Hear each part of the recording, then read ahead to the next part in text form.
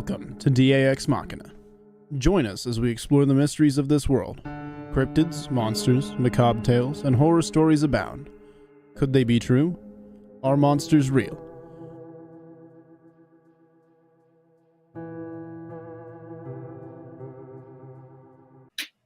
Good evening, folks, and thank you for joining us for another edition of DAX Machina. We got a full house tonight. Robbie Rip Rains is in the house. Steve Wildman Monrotis, just fresh back from his COVID vacation.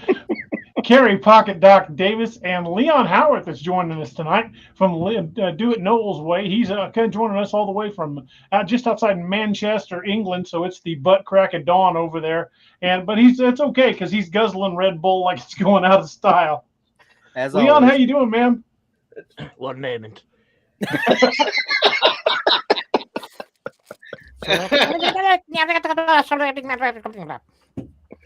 Yeah, I'm all right. How are you guys? You all look lovely again, as you always do. Why do I imagine Leon's like that squirrel on that little cartoon movie that drinks Red Bull or drinks the energy drink and everything? All of us are like froze, and Leon's just moving in normal speed. On this crazy stuff, but it is very early here. But it's a lovely moonlit night. The stars are out. I'm in my little shack, my headquarters. So if it sounds a bit echoey or a bit strange, it's just because I'm in here. And if you hear any cat fights or anything, that's what it'll be. Translation. I thought you were in a different setting that I remember you being in. Yeah. Yeah, I've been kicked out of the house. You can't put up with it anymore. Get out into the garden. No, this is my own little inner sanctum in here. I can do what I want. There you go. It's great. Well, for those of you who may be new to the show, Leon's an old friend of the show. He's been around quite a few times, but we are happy to have him back.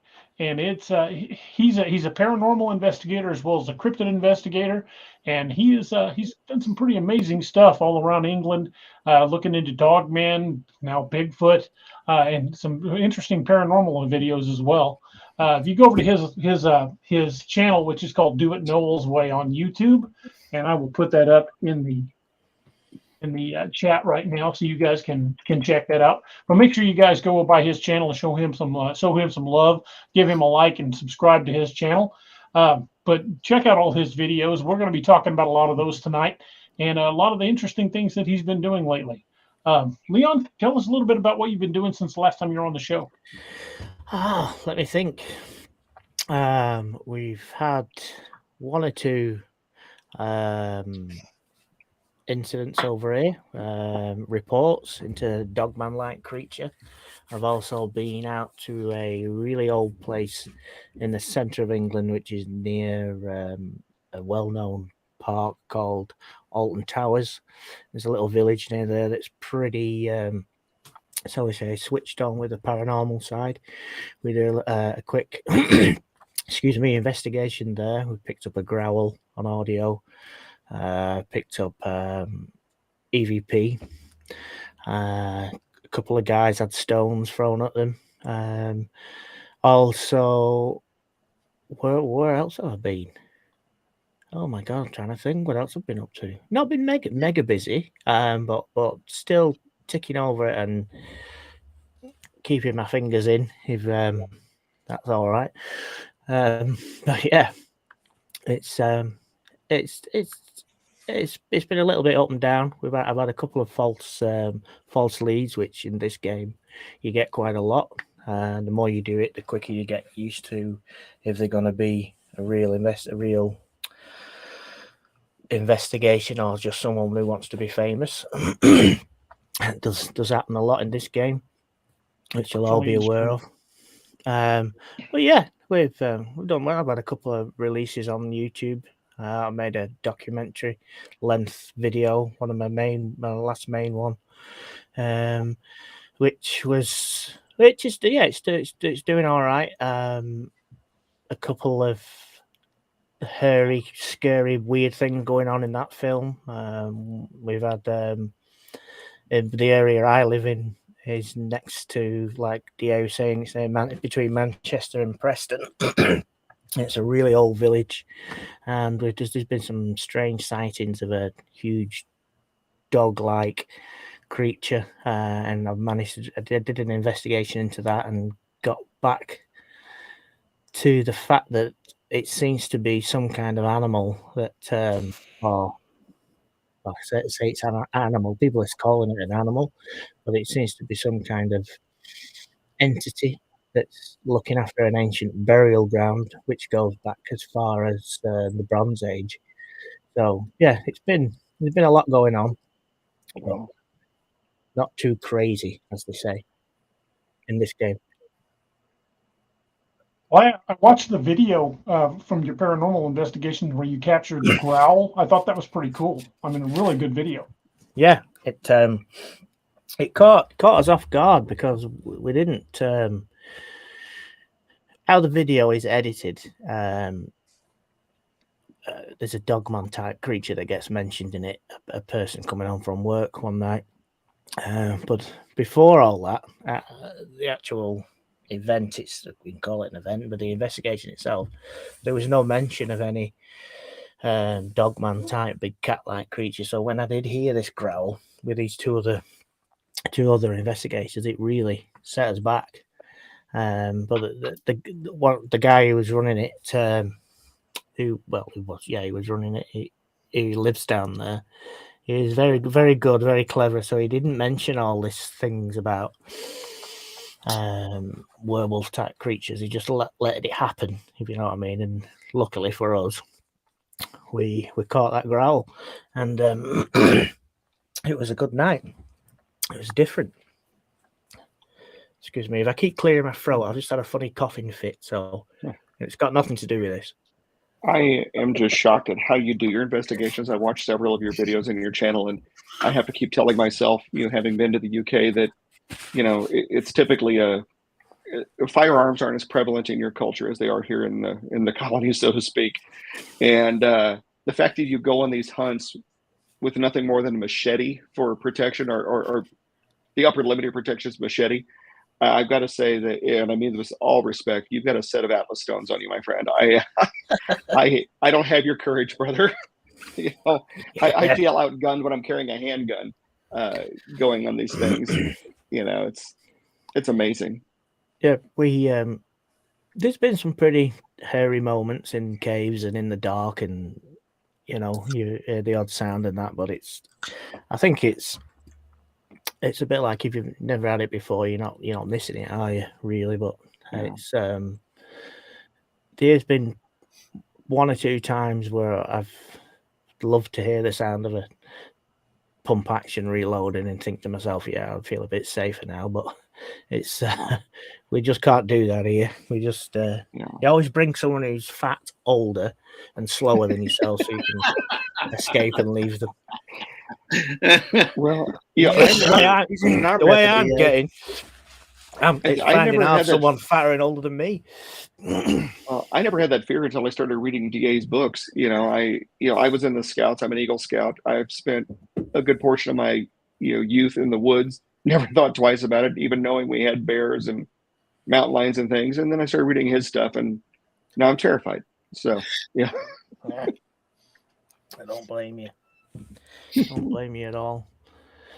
To think if our government, as in the British government, admitted about big cats that are in our country, which are definitely in our countryside, most people don't leave the gardens. They really wouldn't leave the gardens if they admitted that it all exists. And it does exist. I don't care what any so-called governmental three-letter what's it say it doesn't or it doesn't. It definitely, these animals are out there. And if the general public just sat back and thought, yes, they are out there, you wouldn't see anyone. They'd all be locked in their making pies. But we're starting to get reports here in the United States of some of them being seen in towns. Yeah, it's well, I think it was only last week, or was it the week before? I know it's completely semi off topic, but the riots that was in France, they released a lot of tigers and bears and all sorts over there. They were roaming all over, and I won't be surprised if they haven't caught them all yet. So it's about we definitely have them here. Definitely. One of my best friends, he's seen a puma type over creature here about 15 years ago, and he's not a gentleman to be in the realms of fantasy. He really is a no-nonsense guy, and he'll tells you straight. But yeah, it's a bit worrying sometimes. If you think about it too much, I would probably never go out and do it. You're not really scared about the paranormal or the cryptid. You're worried about the natural creatures that actually exist out there. Well, yeah. It's my stepmother is she's almost retired now, but she was a night nurse, and she used to say, "Oh, don't worry about ghosts. It's the living people you should be aware of," because she would spend the time in hospitals all through night and everything. But yeah, I'd love to have the tools, but it's just a no-no here, unfortunately. Well, yeah, the rate we're this going way, here, we've got plenty to go around. Yeah.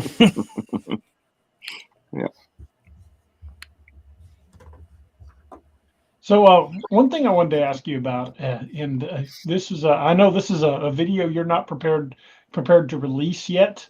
That you're waiting to do the big reveal on the full video, but you kind of gave me an advanced look at that video. Tell us a little bit. I've got the teaser that you have on your YouTube channel primed and ready to show, but I want you to tell us about that event prior to me showing it, so everybody's prepared. Yeah, well, it's going back. Let me think how many years. When I checked the file on YouTube, because the original video has been on YouTube for I think it's coming up for 8 years. So the funny thing of the story is I've been looking for cryptids and weird things for a long time, and it looks like some really good evidence I've had sat on my computer or in my phone all this time, right under my nose, and didn't even know it was there. But just to set the video up, well, I think there'll be stills. Will there be are they stills? I can't remember. Just got that snippet video that you have on your YouTube channel. Yeah, I'd bought a Land Rover Discovery, and I wanted to test it off road. So me and he was a little lad then, and the wife went on what they call a green lane over in the UK, and it's basically a road, an ancient trackway that's you can still pass by and drive on it.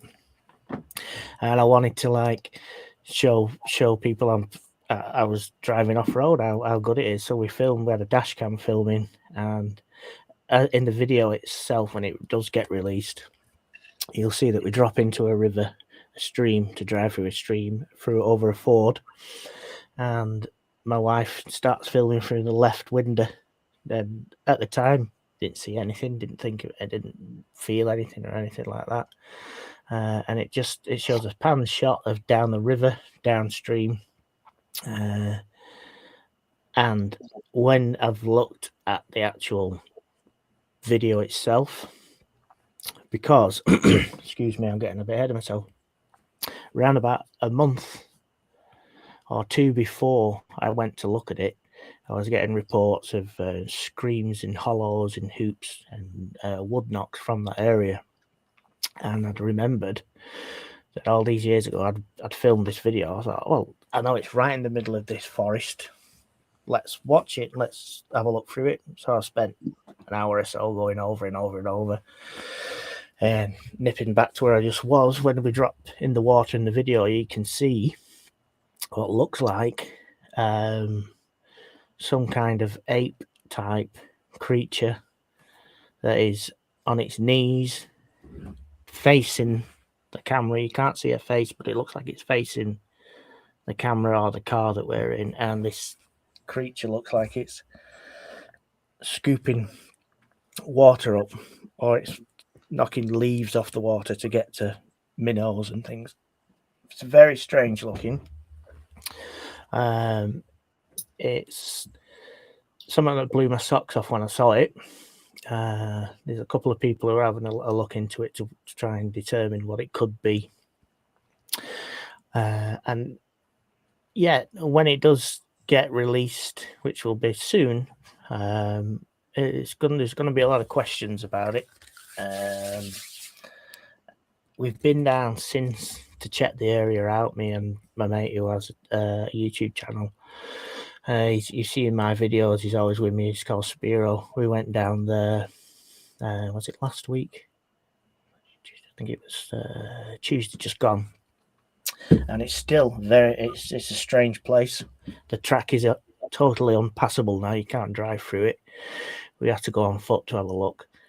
And whilst we were there, you got the typical being watched feeling. There was pockets of strange silence, a bit like, when you're on an aircraft and your ears pop and you go a little bit muffly and cloudy just before it happens. We kept getting that kind of feeling. But yeah, it's definitely a place to go back and have a real good look around. It's a bit treacherous. It's a bit steep-sided and a bit of a gully down there, but it's, from what is on that video into what the place feels like, it's got a lot going for it, and I think it's going to be really interesting this season. If we could say, looking into what has gone on there, it's going to be interesting. I definitely agree. The video you sent me, I was like, "Who?" And then I was like showing it to my wife. I'm like, "What's that look like?" She said, "It looks like a gorilla." I'm like, "Yeah." She goes, "Where was this taken, on safari?" I'm like, "Nope, this was in England." Yeah. She's like, "No, that couldn't be in England." And folks, this is just a teaser of this video. Leon's going to have a much larger video released soon. Also with stills and some breakdowns, but this is the little teaser he has up on his YouTube channel, and I will play that right now. I'll probably play it a couple of times.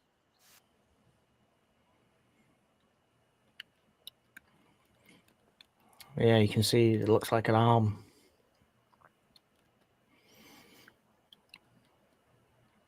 Well, in the actual moving image, that figure that you can see that is circled, you can actually see it going up and down in the water, and its arm coming in and out of the water, which looks like an arm. Yeah, it's definitely strange. I was going to say strange for it here in England, but I suppose it'd be strange wherever you'd see it, wouldn't it? Pretty much, yeah. Yeah, that would tick the strange box just about anywhere you said it was at. Yeah. But it's just ironic that I've been trying to get some on film, and it's been sat on the shelf all these years. I nearly broke my ankle 3 times. Stitches, lost teeth, and everything else falling over at Wilderness, and there's bloody videos sat there all the time on my computer. The story of my life, guys. They have a way of doing that. Absolutely. Well, it's like the video that Steve and I captured. We didn't know anything was in it for well over a year. Yeah, it's strange, isn't it? It is strange. It makes like you think if we weren't even there to try to capture anything like that. Yeah, if you analysed everything you ever filmed. About DA, you were on your anniversary holiday, or out celebrating your anniversary. You were not there to do anything remotely about cryptids, and look what you found. Yeah, I don't know, Leon, have you seen that? I know I still got the pictures in. I'll put a couple of those up. We were in the Smoky Mountains just a couple of weeks ago, and got some pretty good images. Let me bring a couple of those up and see what you think.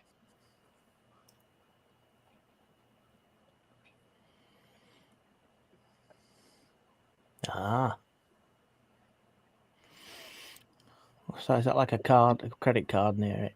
That's a Standard. business card. Standard Yeah. business card. Ah.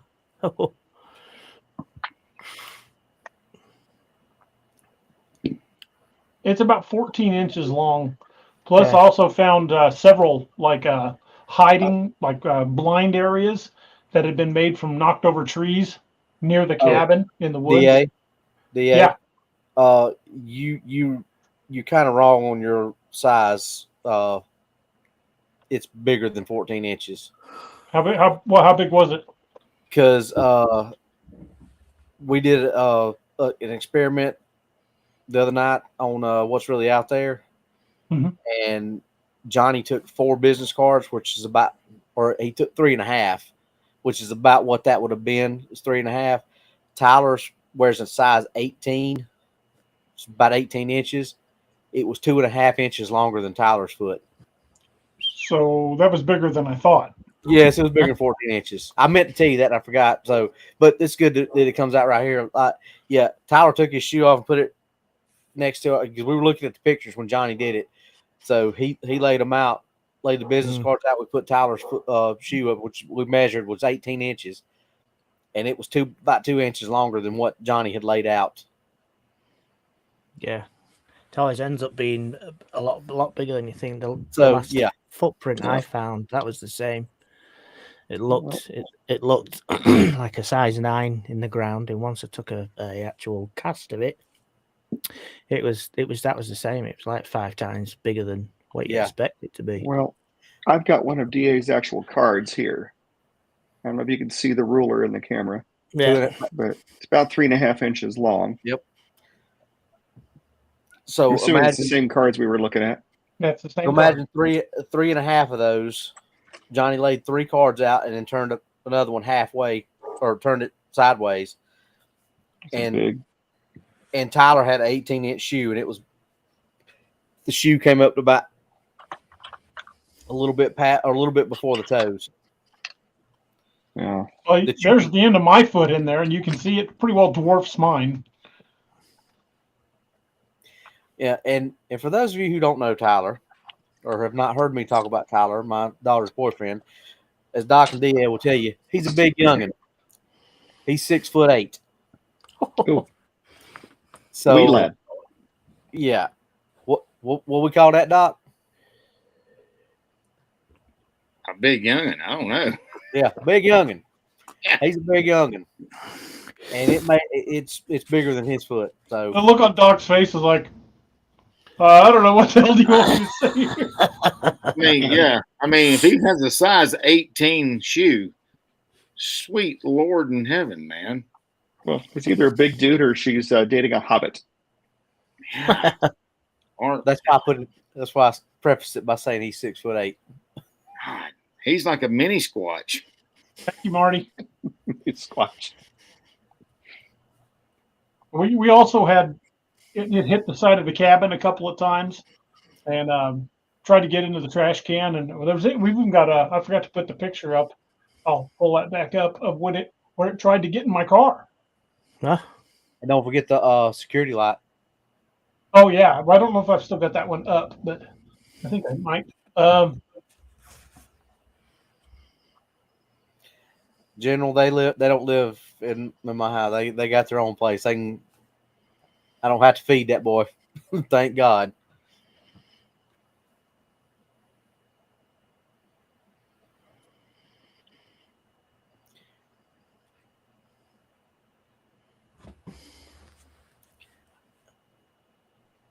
DA, point out what you and I talked about that we didn't point out last time about on the handle. The thumbprint on the handle? Yeah. Yeah, it's way wider than mine. Yeah. My thumb barely covers that black spot, which is that you press that spot and it unlocks the door if you've got the key fob on you. The print on that is like 3 times the width of my thumb. And we didn't even see that when we were looking at it. Right, we were looking at the part that was on the door, but we didn't notice the part on the handle. Yep. There's no timestamp on that photo, but I think it's about time to get the hell out of there. And there's the security light. It snapped. And that was what, about 15 feet off the ground, DA? Yeah, it's about 15 feet up. Bloody hell. Yeah, And that was just a couple of weeks ago. The print on the car, it looks like a large animal that's like bent down, leant on your car and tried your door all, at the same time. It looks That's exactly what I said, like Leon. a human Almost like being had it's just grabbed it. like But this thing has got down. You see the front of the knuckles right there is what Yeah. leaned up on the car, and it was Yes, that's it. Yeah, well, it's big. I Big, measured whatever it across is. the knuckles. It was right at about 8 inches. Oh shit! You're in the right place, or the wrong Yeah. place. I wanted to cast that track. That is there was more definition in that track than any track I've ever found before. I mean, you could see the toes, individual toes and everything, but we were on like a 45-degree incline, and like 15 minutes after I took those pictures, it rained like hell, and it didn't stop for almost a day. Mm. Oh, good. Well, the hand was 8 inches across. That is about ridiculous. Now, granted, I've got small hands. I wear a size 9 ring, but my hands are about 4 inches across at the knuckle. It was a rather large print. Was it a single print as well? It's just the one, but I found several partials. Yeah. that was that just one the most print well was- defined. Yeah, when I saw that first print, I was looking from the upper balcony, and I had to move a tree branch, and I was looking for bears because we'd been hoping to see bears the whole time we were there. And I looked up, and I looked down at that track, and I'm like, "Is that what I think it is?" So I called my wife over. I'm like, "Honey, come take a look at this." And I didn't tell her what I was pointing at. I'm just like, "Take a look down there and tell me what you see." And she goes, "Oh, you mean that footprint?" And I'm like, "Yeah, that's a freaking footprint." So I got my camera and went out there and had to kind of shimmy down the hill because the ground was kind of damp, but the ground was also really very very rocky. So I had to kind of very carefully make my way down that incline to get close enough to take some good pictures of that print. But I really wanted to cast it, but unfortunately it rained like hell. Yeah, it does. Yeah, the print thing.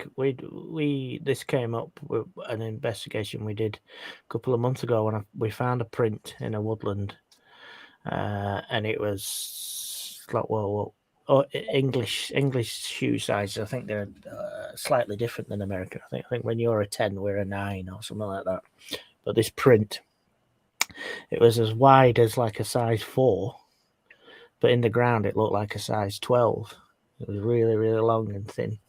And when I took a cast of it and pulled it out, it was so much bigger, as in lengthwise.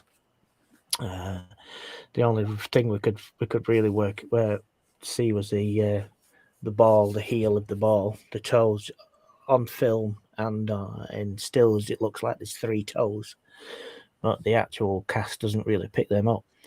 But one of the guys who was with us at the time said it's so strange that in this genre of stuff that we do, it's the single footprint that's found here, there, and everywhere, and it's so weird that there's only one. It just doesn't make much sense. And I said, yeah, it's almost like the old Skinwalker Ranch story where the door in space opens and the Bigfoot or whatever steps out. It says, "Oh, something steps out and thinks, oh, I've made a mark. Oh, it's back in again into its own realm or whatever it is." Because this single footprint doesn't make any sense at all. But it keeps appearing everywhere, doesn't it? Well, I found other partials, but that one print was just there, pristine. Roxanne Delgado says, "How do you measure a Bigfoot handprint?" I just measured across the width of the knuckles. It wasn't a complete full handprint. It just looked like where knuckles had been placed against the car, and so I just measured from point across the widest point of it.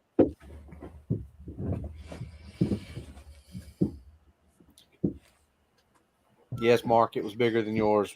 My soon-to-be son-in-law wears size 18. It's 18 inches. It was bigger than that. So get your shotgun. Mhm. Well, some of the stuff y'all run into, I wouldn't be happy with just, typical ammo. I'd want some slugs that were, sanctified or something, because I want to cover all my bases.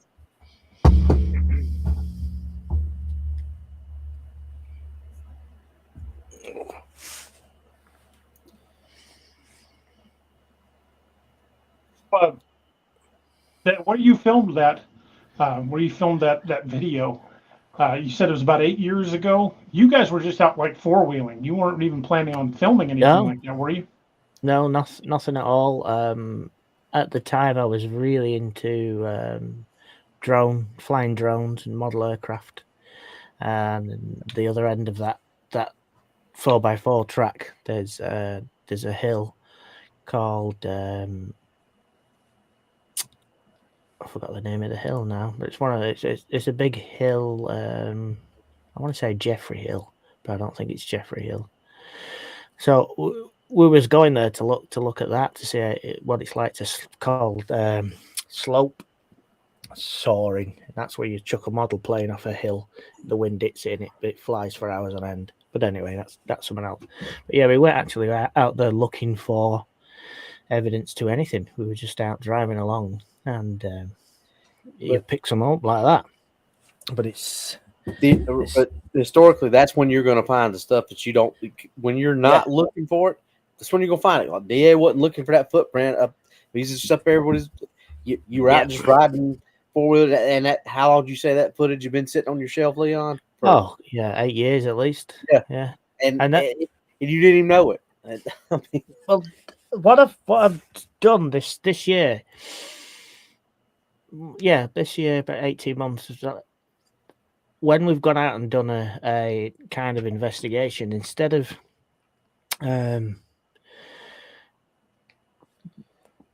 around the woods with lights and cameras and trying to look for this, that, and the other, what I've decided to do now is just make a camp, set up a camp, me and Spear or whoever's with me, and we just sit around camp and just act completely normal, fire or no fire, depending where you are.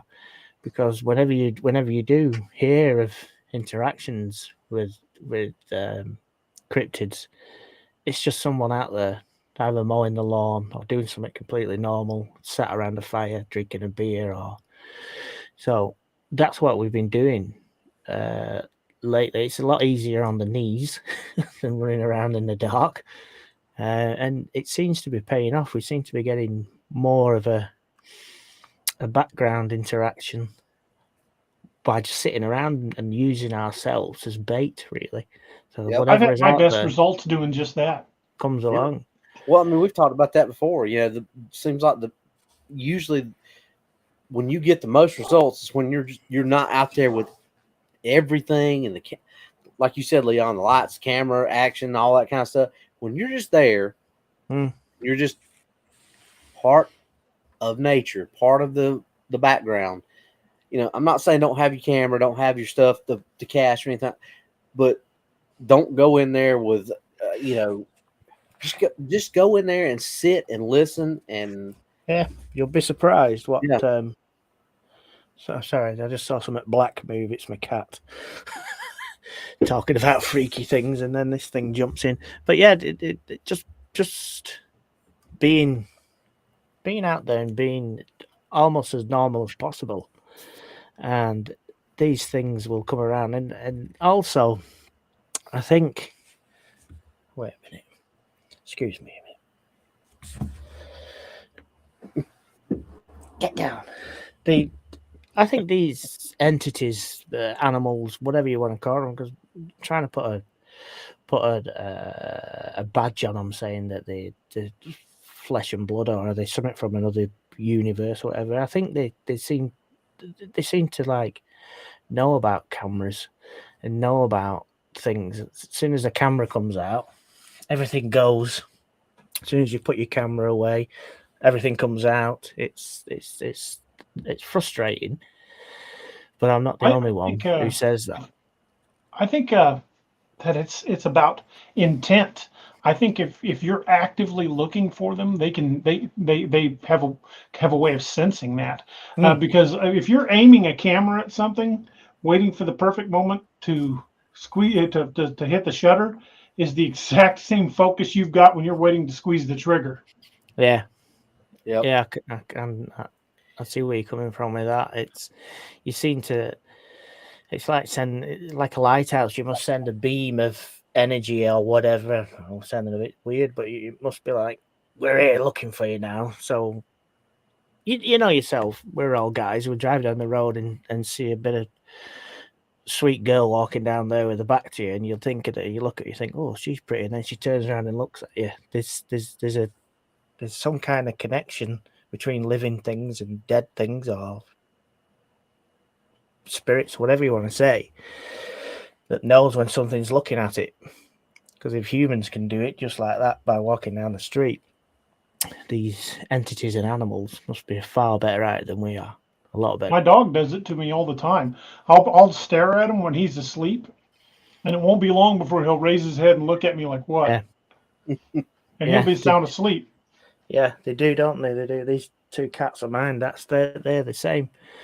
Marty from the Nona Boss Continuum had a question for you, Leon.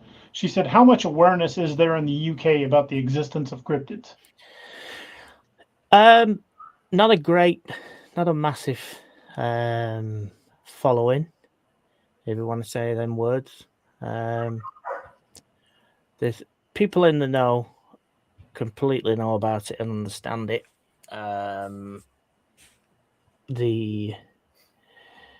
The more cryptid type animals that are mentioned over here are the big cats that was released into the wild in the 70s, I think it was. That isn't technically a cryptid, but it's an animal that shouldn't really be here, so it is a cryptid. But that's the more thing that people talk about when you talk about a Bigfoot-like creature, like what I got the film of. Doesn't enter anyone's brain over here. When if you mention it, you can see them like, what are you talking about? Is this some strange bloke? What is he saying? I could glaze over.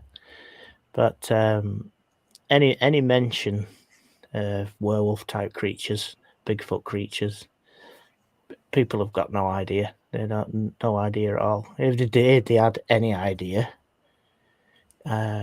people wouldn't be out there doing what they do every weekend here, there, and everywhere. It would be a very quiet countryside. But the good thing at the moment, with the release of the information on UFOs and that in over your side of the pond in Congress and that, it's getting a lot more people talking about UFOs, and a lot more people are admitting that they've seen them. So is one day are we going to get the same kind of thing on the cryptid side? Are they going to really admit that all these things exist to us? I think that our government has been slowly doing it here. I think they've been quietly admitting here and there little details. A lot of states have passed hunting regulations prohibiting Bigfoot being hunted, except for the state of Oklahoma, who went the other direction. They put out a $3 million bounty on one brought in alive.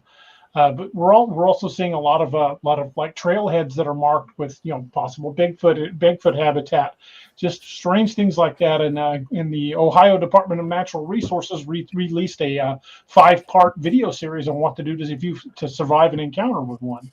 So yeah. I think little by little we're starting to see admissions that the government has known about them for a long time. And the thing is, they can always do like some of these states that we've seen do. Oh, we were just kidding. It was just a joke. It's just. But they're putting it out there. Whether they say that, whether they put it out there and they say, "Oh, it was just a joke," they're still putting it out there. So if something happens, they can say, it's that plausible deniability thing. I'm saying, well, yeah, we put it out there. Well, you said you were joking, but we still put it out there. There's a lot of cover my arse kind of stuff going on there. A lot of CYA going on. Yeah. When you get like but in England we have like local councils and they're like local governments basically, and if they come out with something like that over and said, "Oh, we were just joking," and we've put these stickers up saying "Beware of the dogman" or "Beware of Bigfoot" or "Beware of something or other," someone would say, "How much did that sticker cost? How many have you had printed? How much is this joke costed me, the taxpayer?" And their ass would fall out. They wouldn't do anything like that here because they wouldn't do it here either. Yeah, it's like admitting guilt. Yeah. And someone would say, "That's not a joke, then, is it? Jokes don't cost money." And the way local government spends money over here, it's there would be an outcry. It really would be. Well, Government spending over there is much more frugal in general than it is here in the States too, I think. Just from the conversations that I overheard when I was over there, people became outraged at expenditures that we wouldn't think anything of here in the States, with our $4 million hammers and, this kind of crap. Well, and the thing is, like we said earlier, it's a CYA thing of, and we talked about it with other things too, with all the national forests and things like that. There's, I don't know if y'all have stuff like that over there, Leon, but we got 87 million acres of national forest. Don't count the state stuff, just the national forest. 87 million acres set aside. There had to be a reason for all that. That in itself, in my opinion, is a type of disclosure, because you're not setting that much land aside for an owl that's endangered. Right. Or, well, Robbie, who? I mean, we talked about this on the show. Who set aside those acreage? Yeah, Teddy Roosevelt. Teddy Roosevelt, who had encounters of his own, had talked about them and wrote about them as maybe a different name, but yeah, I mean, there's something to that. And where do most of our sightings and disappearances and everything occur? Yep, in national parks. In that same There's area. definitely a connection, isn't there? Definitely. Yeah. Weird.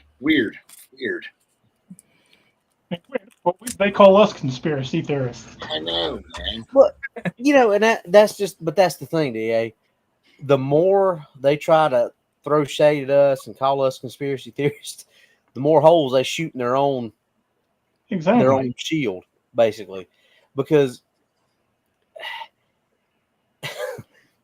why do we? Granted, I'm a naturalist. I hunt, but I'm a conservationist too. I don't hunt what I don't use. But what is out there that needs 87 million acres? We talked about the range of something like a mountain lion, 260, let's just say 300 miles tops. Is there enough mountain lions in the United States to need that much area? Grizzly bears, because all this stuff overlaps. I mean, because a puma or a mountain lion or whatever you want to call it, and a grizzly bear can have overlapping territories. They're not going to compete too often. Maybe sometimes if something's already killed, they might compete for that, but they're not going to be hunting the same things all the time. Those two big predators can coexist in the same area. So do we really need 87 million acres for stuff like that? Or is there something bigger that needs about 12 to 2,000 miles worth of range? I mean, you know what I'm saying? The flip side of that too is they could just simply be putting it aside more for the humans, not for the animals. Let's go down the rabbit hole and say that they did build these national parks and things for to protect Bigfoot and dogman and everything else. It wasn't to protect Bigfoot and dogman; it's to keep us from getting killed and encountering Bigfoot and dogman. But that's what I'm saying, Steve. That on the outside they tell us it's for natural stuff like mountain lions, bears, things like that. But Even without the national parks, and allegedly, supposedly they set aside the national parks so there would always be this wild land. But if you ignore the national parks, there's still hundreds of millions of acres across the U.S. that are undeveloped. Yeah. So I think you're on the right track with that, Steve, but they're not going to, it's that CYA thing again. We're setting this aside for this. That's what we're going to tell people. But it's really what you just said is we got this preserve, so to speak, set aside for things like this. So they've got this area to go back to keep the interactions between humans and these things down. But they're not going to come right out and say stuff like that. At least not yet. I mean, but that goes back to the soft disclosure to the things we're starting to hear now.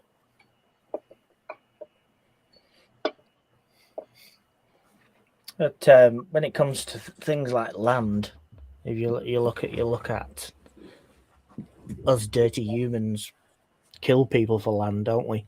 And it's like, if this land is put aside just for you to walk around and point at a deer and look at this, that, and the other, it's a very expensive way of doing it.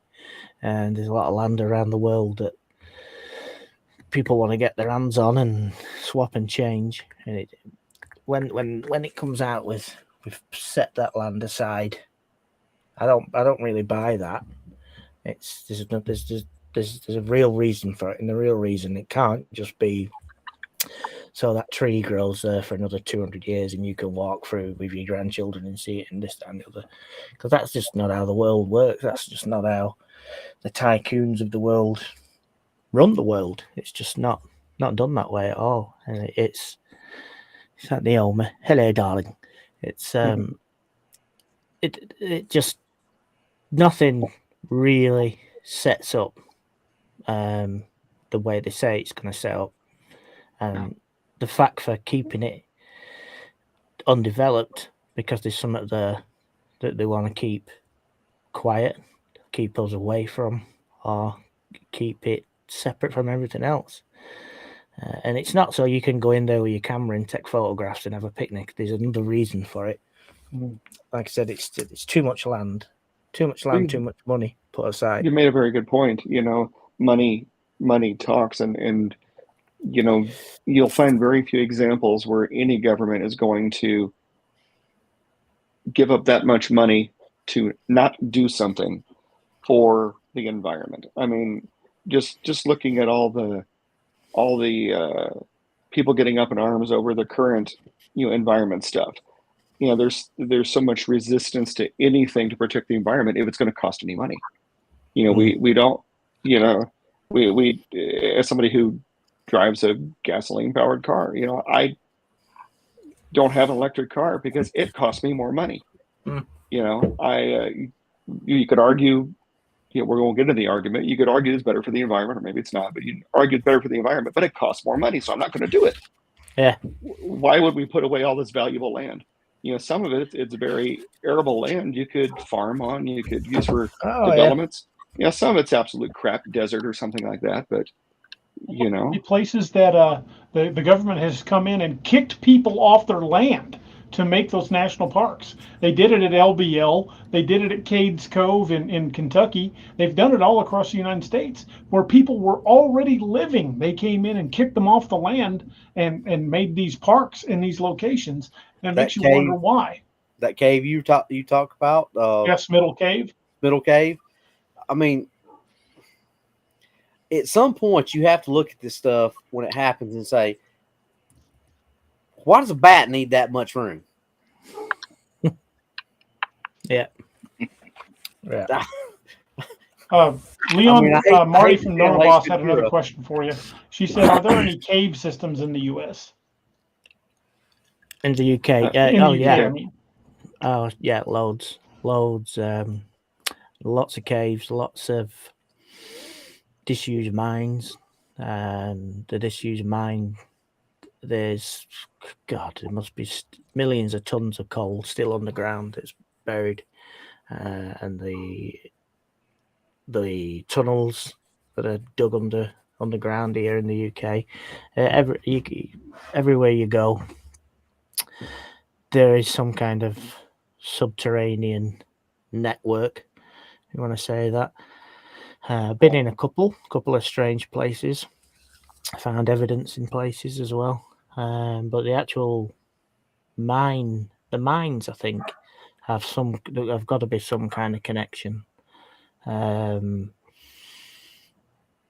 This back in the 80s, our government more or less stopped all mining for coal.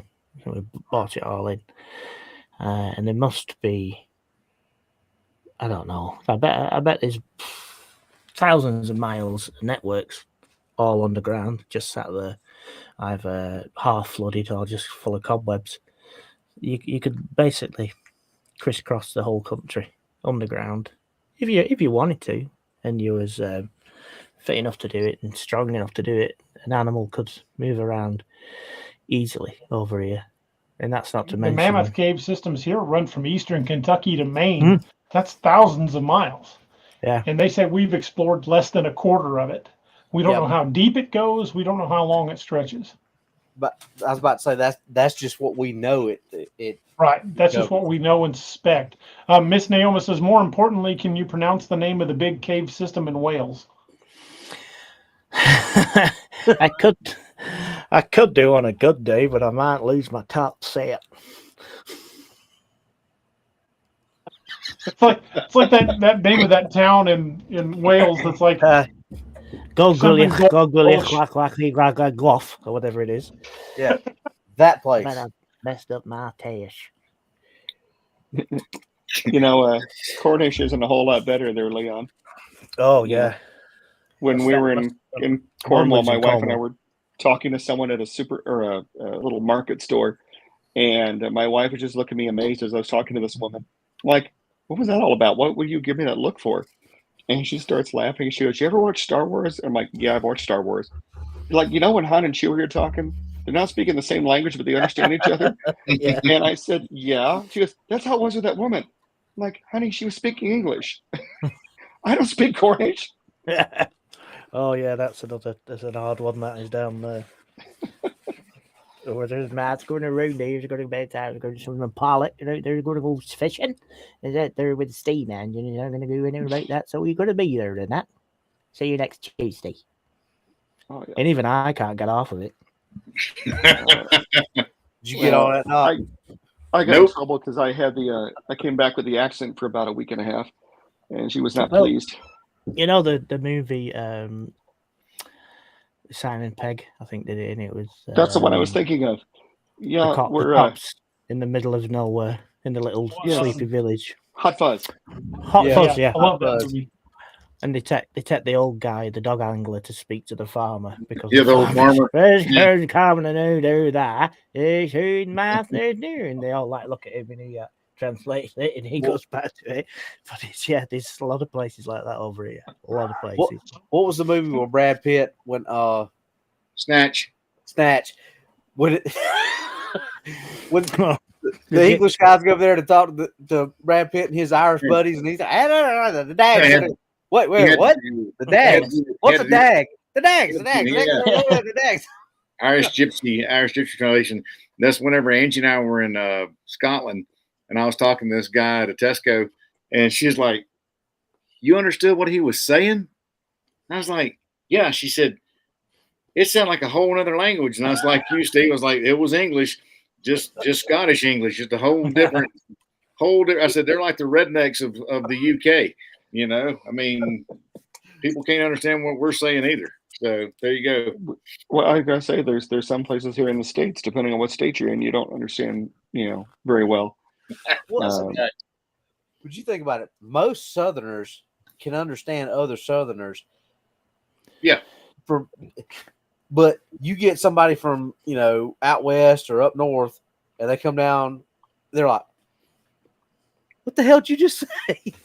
But we can kind of understand each other. But it's just like, think about Chinese. How many different dialects of Chinese are there? Like, exactly. but they can all kind of sort of communicate with each other. It's kind of just like Southern dialect. There's like, there's like Deep South. There's like, Mid South. I sound like a wrestling organization here. The Deep South, the Mid South, Mid Atlantic. but am I right though, Doc? It's true. You put my uncle that lives in Boston at a table with Doc, it's going to look like a meeting of the UN. It's like. But you've even said it, Steve. You've even said like the difference between mine and Doc's. Yeah. Because Louisiana versus South Carolina, but Doc and I can understand each other. Mississippi, not Louisiana. Don't. You know what I got. I know. I got cousins in Louisiana. I'm just messing with you. We can understand each other, but Steve said he's like sometimes he's like, the hell did they just say? Oh yeah, there's some things that like some of the locals here in Springfield will say. Since I didn't grow up here, I'll still have to kind of do a little double take to hear what they said, to understand what they said, because even the 200 miles between here and St. Louis, where I grew up, it's enough of a different accent that you don't quite grab everything.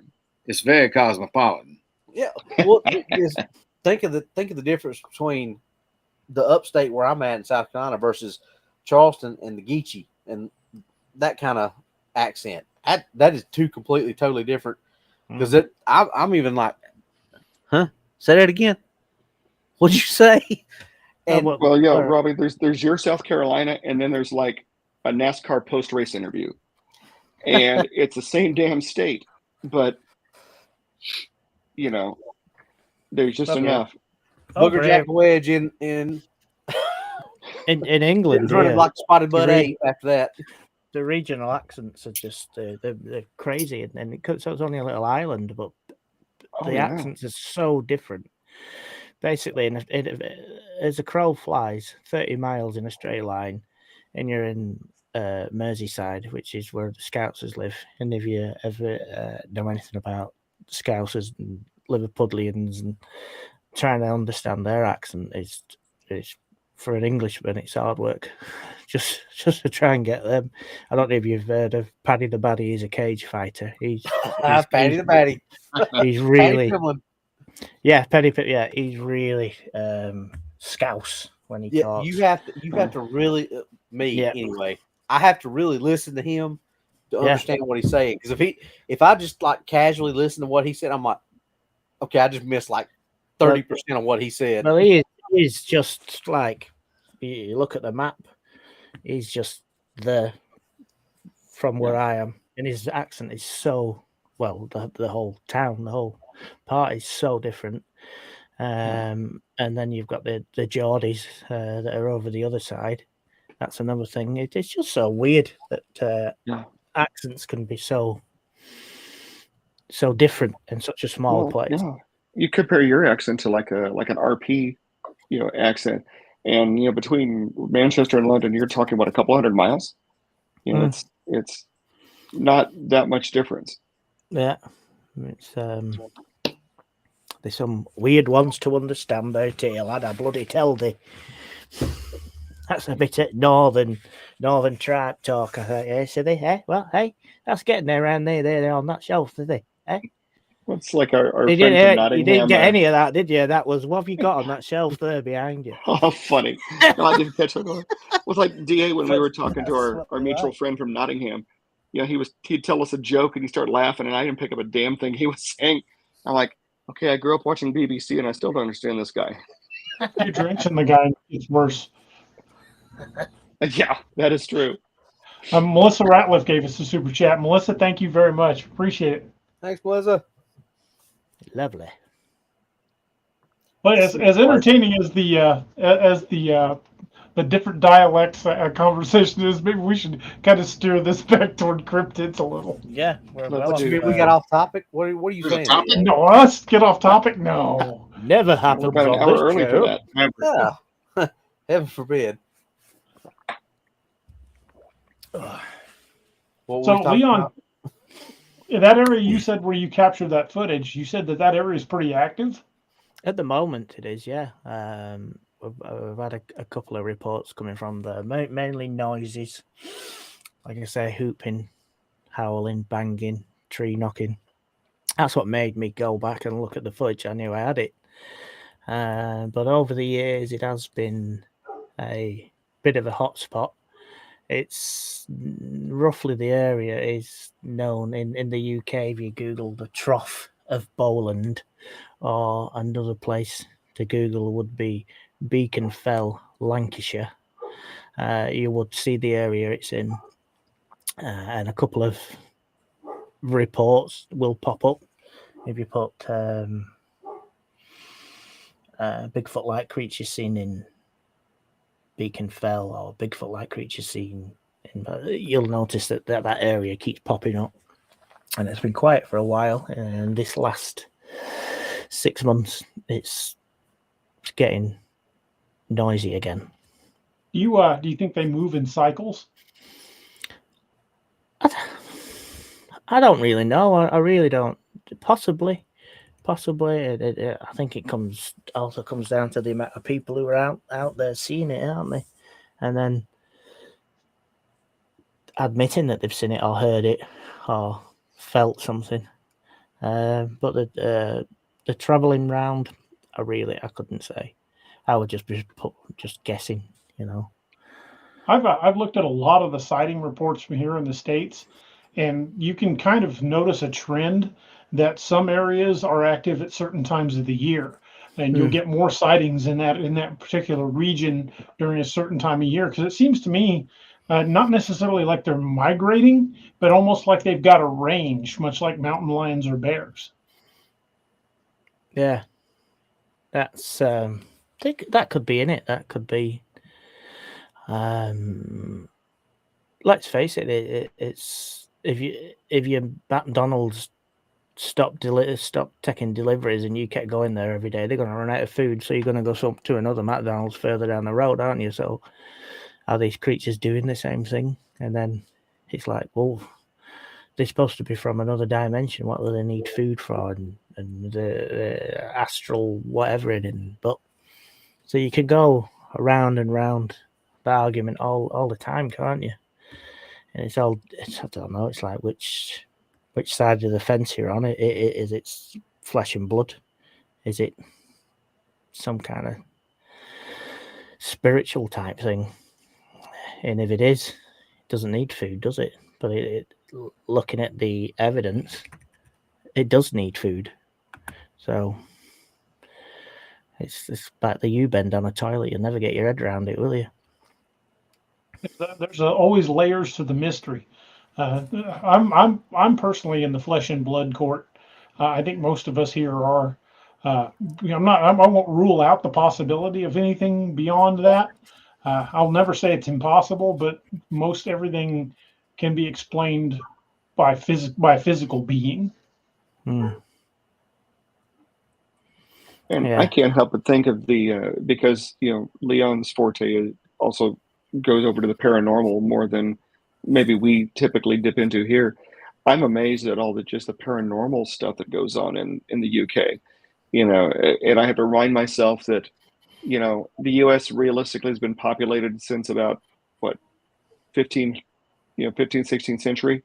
And, there were By people in the UK for, By Europeans. It was populated before then.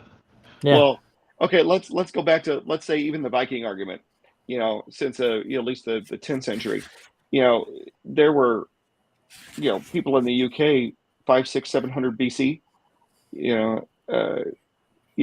with the city of London has been it was founded in 1015 or something like that. Yeah, It was ridiculous. My town that I live in, which is called Kirkham, there was a settlement here when the Romans got here. So the area I live in has always been lived in since the year dot. And there's some really old places around here. Some really old things and some really violent things have happened. I mean, I can only imagine the paranormal footprint that's left from that. Oh yeah, there's a connection to that as well, isn't there? There's a Roman fort about a mile from where I am. It's buried now, There's a little town called Polton, and if you Google Polton elk, they found the remains of an elk which dated back, it's 7,000 years or something like that. And this elk had they found a stone arrowhead still in its rib cage. So they put that to the fact that people were there 7,000 years ago. I think it's 7,000 years. Yeah, I'm sure that you'd see it if you Google it. But yeah, there's just parts of Britain that are underwater now that are called, that used to be called Doggerland as well. Have you ever heard of that? It's like a patch of land between France, northern France, and England, which is now flooded. If you look on maps, like oceanographic maps, it says Dogger Bank, and Dogger Bank is part of Doggerland. And I've always wondered why it's called Doggerland. What was the reason for it? What lived there? Right. Question. Yes. Thank you again. That is awesome. Thank you so much for the second one. Leon, I've always and I know there's a movie about it. I don't know how, but the Beast of Exmoor, where they talk, and I know that's dealing with big cats, like we talked about earlier. But stuff like that, how much does that, the fact that there's probably big cats out there, how much does that factor into people thinking, oh, okay, well, there's big cats out there, and there's misidentification of things like dogman and, you know, Bigfoot and things like. How much does that factor in as far as where people think, oh, that's just what they're seeing? There's big cats out there. People don't want to admit it, but there are. That's probably what people are seeing. Yeah. The big cat side, I think, me personally, I think it counts for a lot of the sightings, only because it's so strange to us to see some animal like that. And it sets off all alarm bells and feeds of fantasy in your mind. I have had umpteen reports of people saying, I've seen this massive dog and it was so big and it did this and it did that. And when you really speak to them about it, they saw a big cat. They just can't admit to it can't even enter the brain that there's a big cat in this country. You would rather say a werewolf than a big cat. That's how it's not connected in a way. But yeah, I think a lot of reports mistaking big cat sightings out here because it's just so strange, so different of an animal that is obviously out there, but is not talked about in the real realm. So it's almost like the fact that they see a big cat and it's so out of the realm or out of the norm that they're seeing a big cat, but they can't process the fact that because they're not supposed to see it, they can't process that that's a panther or that's a cougar or whatever it is. Yeah. Even though they know in their brain that's a big cat, because it's so far out of the realm of what they're supposed to see that a lot of the things that kind of takes over that. Yeah, it becomes a mythical creature in the mind's eye because it's so strange. It's almost the opposite of pareidolia, because you don't have any frame of reference, then you just can't put anything on it. Although that little clip of the river there, the stream, that's not a cat. Oh no! I'm still not willing to accept that that's a black puma. Whatever that is, it's definitely not a cat. It's not a big cat. It's gonna rattle some feathers or rattle the cage or ruffle some feathers when it does come out. It's definitely weird. But yeah, it ain't no cat. I mean, hearing something like the the American cryptid sightings, the first time I ever heard a mountain lion scream in the wild, it wasn't a big stretch to think it was something supernatural and terrifying, because it doesn't sound like a house cat. It doesn't sound like a lion, like an African lion. It sounds almost like a woman screaming, Yeah. And in my mind, if I had not known what a mountain lion was, I wouldn't have gone to that's a mountain lion. I would have thought of something much more obtuse. Just over here, we've got red foxes over here. When they're mating or fighting at night and things, just the noise that they make, it's like a woman being raped. It is a horrible noise, and not if you didn't know what it was, it'd scare you out of your sleeping bag if you're in your tent. Even hedgehogs. We have little teeny hedgehogs over here, and they can make a hell of a noise when they start as well. Can make a hell of a racket. They'll freak you out if you're in the woods and you don't know what they are. Yeah, but there is something strange over here, something here that shouldn't be here, and it's not just a cat, not just a big cat. Looking at the reports I've had and what the evidence we've got, there's something going on. Whether we'll get to the bottom of it ever, we probably won't do. I may have asked you this question before, but do you think there's a correlation between Dogman and the Black Shook? Yeah, I a lot of the stories of the old black dogs and things with the Black Shook and everything, it seems to be on the same level, if you know what I mean. It seems to be the same kind of thing that people are seeing here, there, and everywhere. Most my reports are huge black dogs. I get very seldom reports of it being upright. They do. I have got a couple where it's been where it's stood up, or it's climbed walls, or climbed up quarries and things. But I think most of the things over here are demon dogs, you could say. Like I was saying before about the burial mound one, that's very close to where I live. When that burial mound was put in the ground, there was some kind of entity put there to look after it.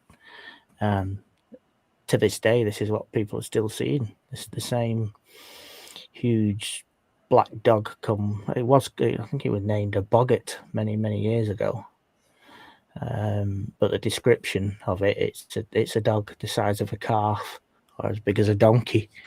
So there's correlations. The Black Shook was described as being a massive dog. What was that, in the 1500s?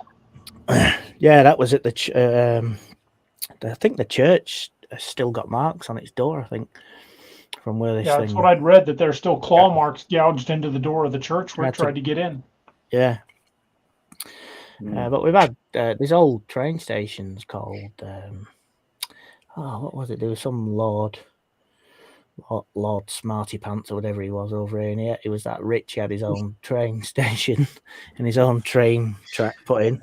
And he ended up naming this it's something about a black dog. I can't remember. I was thinking the same thing, Miss Moon.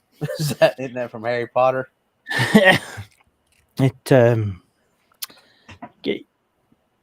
black dog thing, it's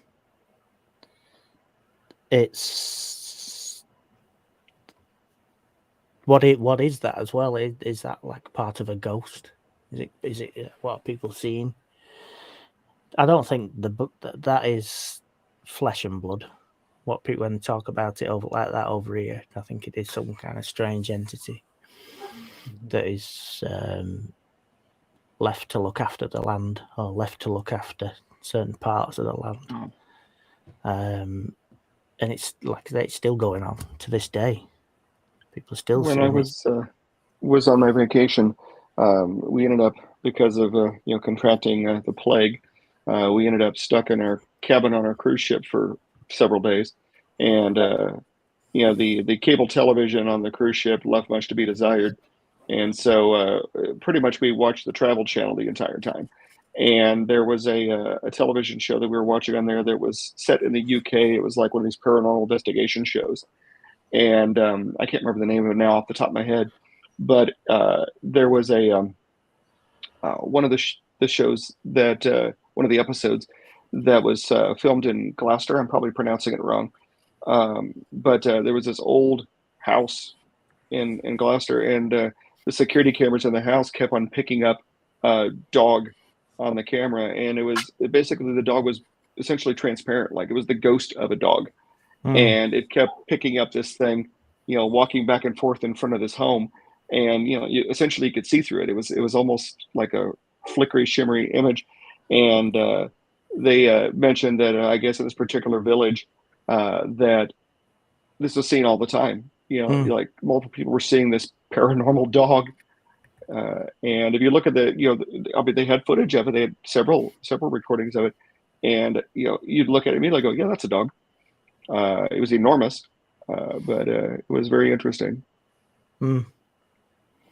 Yeah, a lot of it over here. Well, I heard. Yeah, you may have seen this movie, that Rawhead Rex. Have you seen that? Is that something that's an actual legend over there, Leon? Or have you ever heard that? Rawhead Rex. It doesn't ring any bells. Correct me if I get this wrong. The basic story was it was some type of demon, and it was some kind of guidestone or something that was keeping it in the earth, and this farmer released it, and so it started just killing everybody basically. But supposedly it was based on an actual legend from somewhere over the UK. You remember what part of the UK that was in, DA? Not off the top of my head, no. The movie was the guy that did Hellraiser. What was his name? He's the one. This is one of his first movies. Clive Owen or Clive Turner or. What you're Doc, saying? You muted, Doc. Yeah, he's muted. Yeah, what you're saying there about this thing that's buried in the ground and it got released by accident.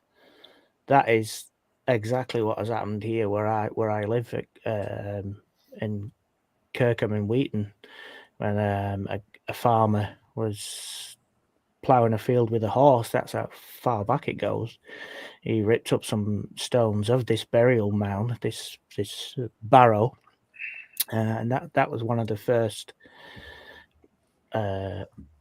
semi up to date recordings of this thing that appeared from nowhere, which was a huge big dog as size of a calf or a donkey. Well, and that is the same. Other than the fact it was a dog, that's pretty much the premise of that movie, wasn't it, DA? The farmer pulled up that big stone, and it that's what he did. Yeah, I wouldn't be surprised if it comes from that legend, or if it comes from that story of it all them years back. I've got an app on my phone.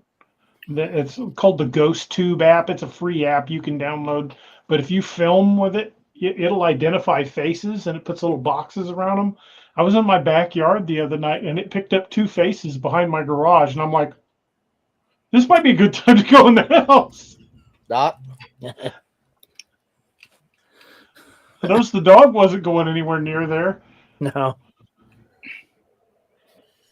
It reminds me of that video that you showed me, DA, of the I think it was a Scottish couple, and they're out in their garden, and they were fixing this fence that basically surrounded their garden, fixing the gate, and they heard this growl, and you hear the wife off camera, she's filming the husband, and it's like, oh fuck this, we're going inside.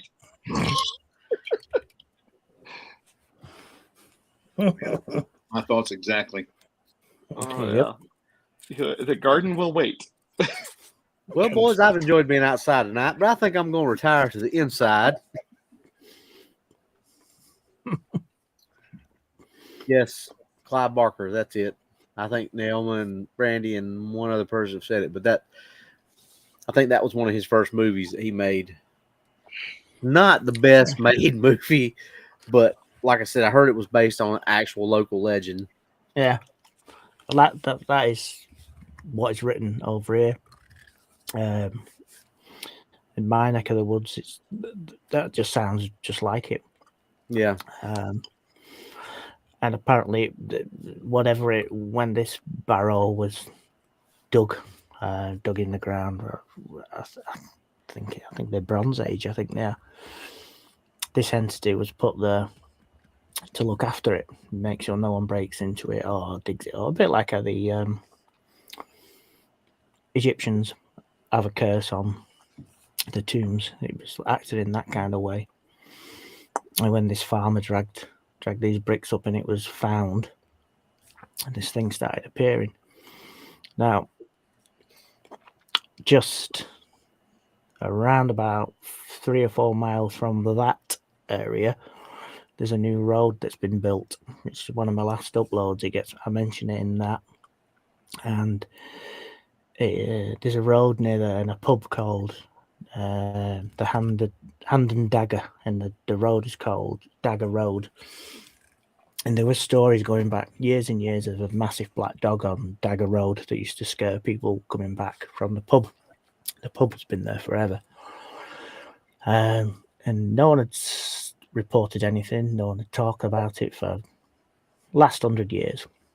Because built this road that connects the motorway to one of the main A roads, and it runs right through the area where this thing used to appear. And since they've started digging the ground up, people are seeing this huge, great big black dog again. Going back to one of my videos where you would have seen about a guy on a canal boat, and someone grabs a fox and runs up a banking. Well, that actual place where it happened is right basically in spitting distance to the Hand and Dagger pub and Dagger Road. So it makes you wonder, have they disturbed the ground and let something up again? I don't know. It could be another barrow, or there could be somewhere in the ground that's disturbed it, because it's not been seen or heard of for 100 years, and it starts to appear again when they start digging the ground up. It does make you wonder, what has been disturbed. Legend that that Arthur Conan Doyle used for the Hound of the Baskervilles. Yeah. I will say this: y'all got some interesting pub names over there. Yeah, I was thinking that too, Robbie. Hand and Dagger, the Slaughtered Lamb. Yeah, that's some cool. I don't know if I'd want to go to them, but that's some cool names. I need a pub sign like that on my wall. Yeah, the Slaughtered Lamb. Yeah. Well, the Hand and Dagger is I think I show a picture of it as well on my upload of my video, and it is the mind's eye of a country English pub. It's just in the middle of nowhere. The only thing next to it is a road that Argo gets driven on, and there's a canal that was dug out in 1700 and something right at the side of it. That's probably when the pub was made. And it's just so old-fashioned. Which one of us did not look at that sign for that Slaughtered Lamb in An American Werewolf in London and not be creeped out by the freaking sign of that pub? I mean, Two Shadows, thank you for joining the channel, man. That was almost as creepy as the rest of the movie. Yeah, it was. Just the sign for the pub they went in. Yeah. Some good names. There's some good place names as well over here, and a lot of them we would get took off the air if I mentioned them. When rather we were, double entendres. We were talking about Simon Pegg's, Hot Fuzz and the films in that series, and was it World's End? World's End. That they do the pub crawl. Yeah. And I remember they went to actual pubs, and like just looking at just the names of some of those pubs, the decor of some of those pubs, I'm like, I would take that pub tour. I would love to go from those places. And the couple of pubs I got to drink at in the UK were just amazing. You don't have places like that here in the States. Not really. There's some fakes, I guess, but Unfortunately, a lot of them places are disappearing though over here now. They are. mm, They are We- being closing We down. used to have an actual authentic pub in Greenville because the guy who owned it, his name was Gary. He was actually from the UK, and it was called Churchill's.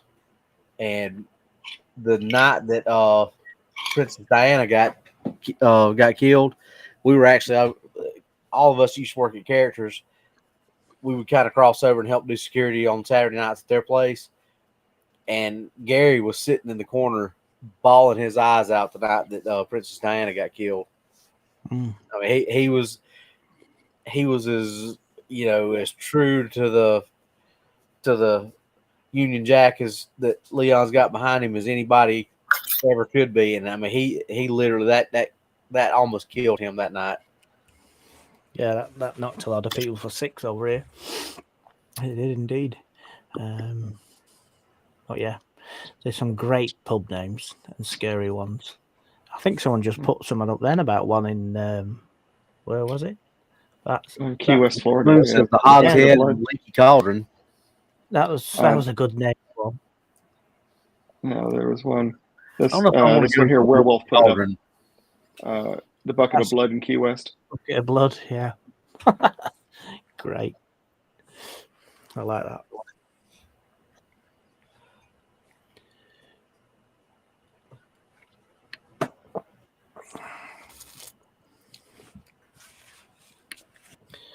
Then he's done.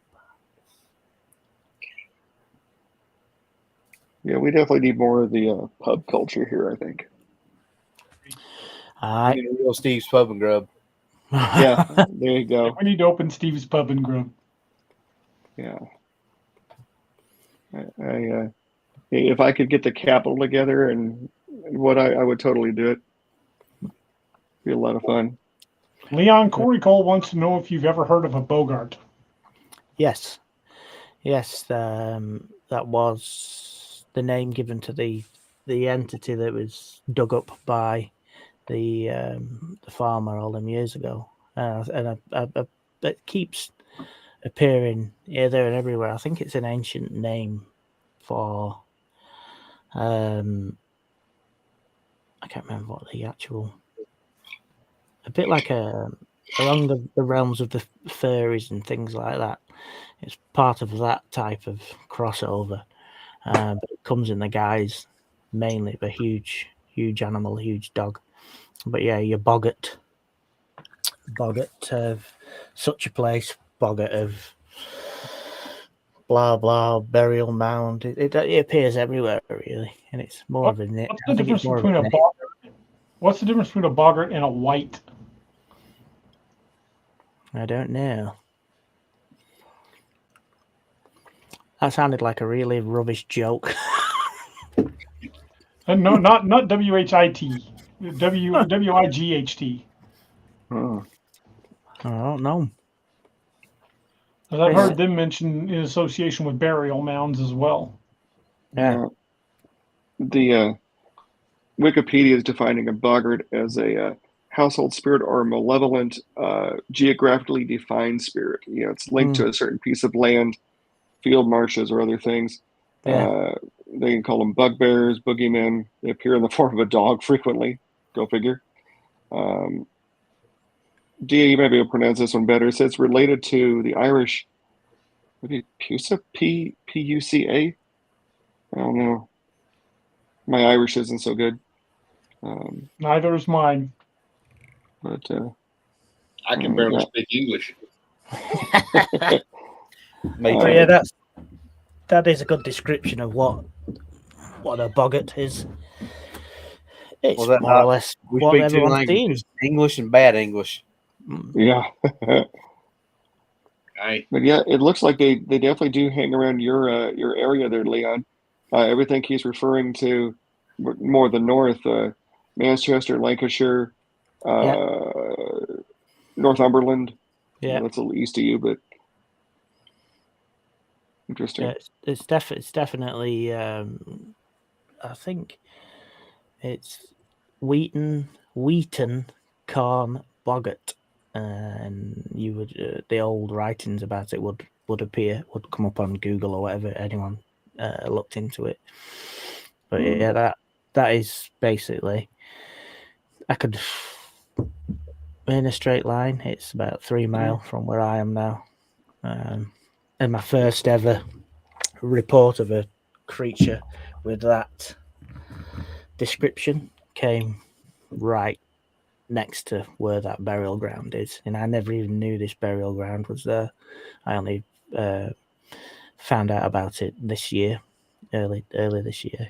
And my first report to that creature, which was a farmer's wife, she said it was a huge animal, the size of a bull, but it looked like a dog, and it was walking along the side of a railway fence.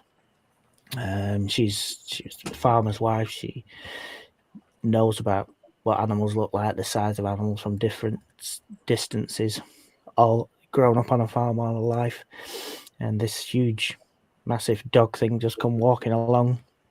And then I had the report of a train spotter over here, guys who numbers to trains. He saw a huge dog on a railway siding. That is smack bang within spitting distance of this burial ground. All this was all happening, and I didn't even know anything about this boggart, this burial thing. It was just by accident that I come across that, but it puts a lot of pieces together, why it's there and what it's doing. Stories are interesting. They're just quickly scanning through this article. They're saying that, I guess in Lancashire, there's a story of a boggart who takes the form of various animals. It's usually large horses or dogs, and the legend says that it has a leader called, I guess it's pronounced Odhob, Owdhob, who took the form of a satyr or an archetypal devil. I'm like, that's terrifying within itself. I'm not sure what's worse, the giant dog or the other. I just wonder how much these are.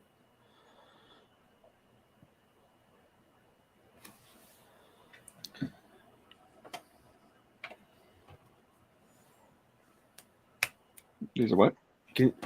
Okay, I don't know if I thought I might have to go out for a second. It didn't like it, but like our stories of the black dog, like truckers see on the road at night, are these related in any way to that, or the same type of entity, or is it? Well, could be. There's a chance. It's you got your humans have got burial grounds all over the world, haven't they? Yeah. And something important like a chieftain or whoever's been buried in it, there's a lot of mysticism and magic that goes with it. And they want it to be looked after. Because I mean, that's a real hot button issue, I get, or topic with truck drivers in the U.S. I mean that they are really serious about that. And that they say if you've been up for way too long and you've been pushing yourself way too long, that the dog will come get you. And that when you see the dog, that means you're about to make a mistake that you're pretty much going to regret for the rest of your life. Yeah, it's been known as a bad omen, like over here. Look at David By's post right below there. He's a truck driver. In trucking, the black dog comes to take everything when you push too hard. Yep. Yeah. Volunteer says, would a wolver be considered a dogman, Leon? A wolver? Is it a Scottish werewolf? I don't, Scottish werewolf. A Scottish werewolf. Hey, he wears a kilt.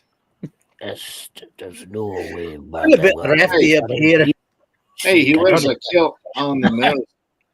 The wolver's supposed to be helpful and protective. Yeah, I've never heard of that actually. I put my hand up. I don't know anything about that. Yeah, the Wolver's a Scottish legend. It's supposed to be a helpful spirit. If people are starving, it'll bring them food, that sort of thing. A protector.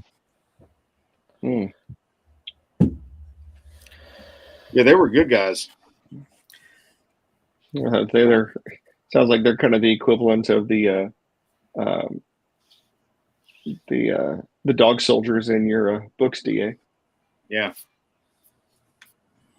Yeah, they were benevolent. They would even like get fish for people. Mm-hmm. And would protect villages. Yeah.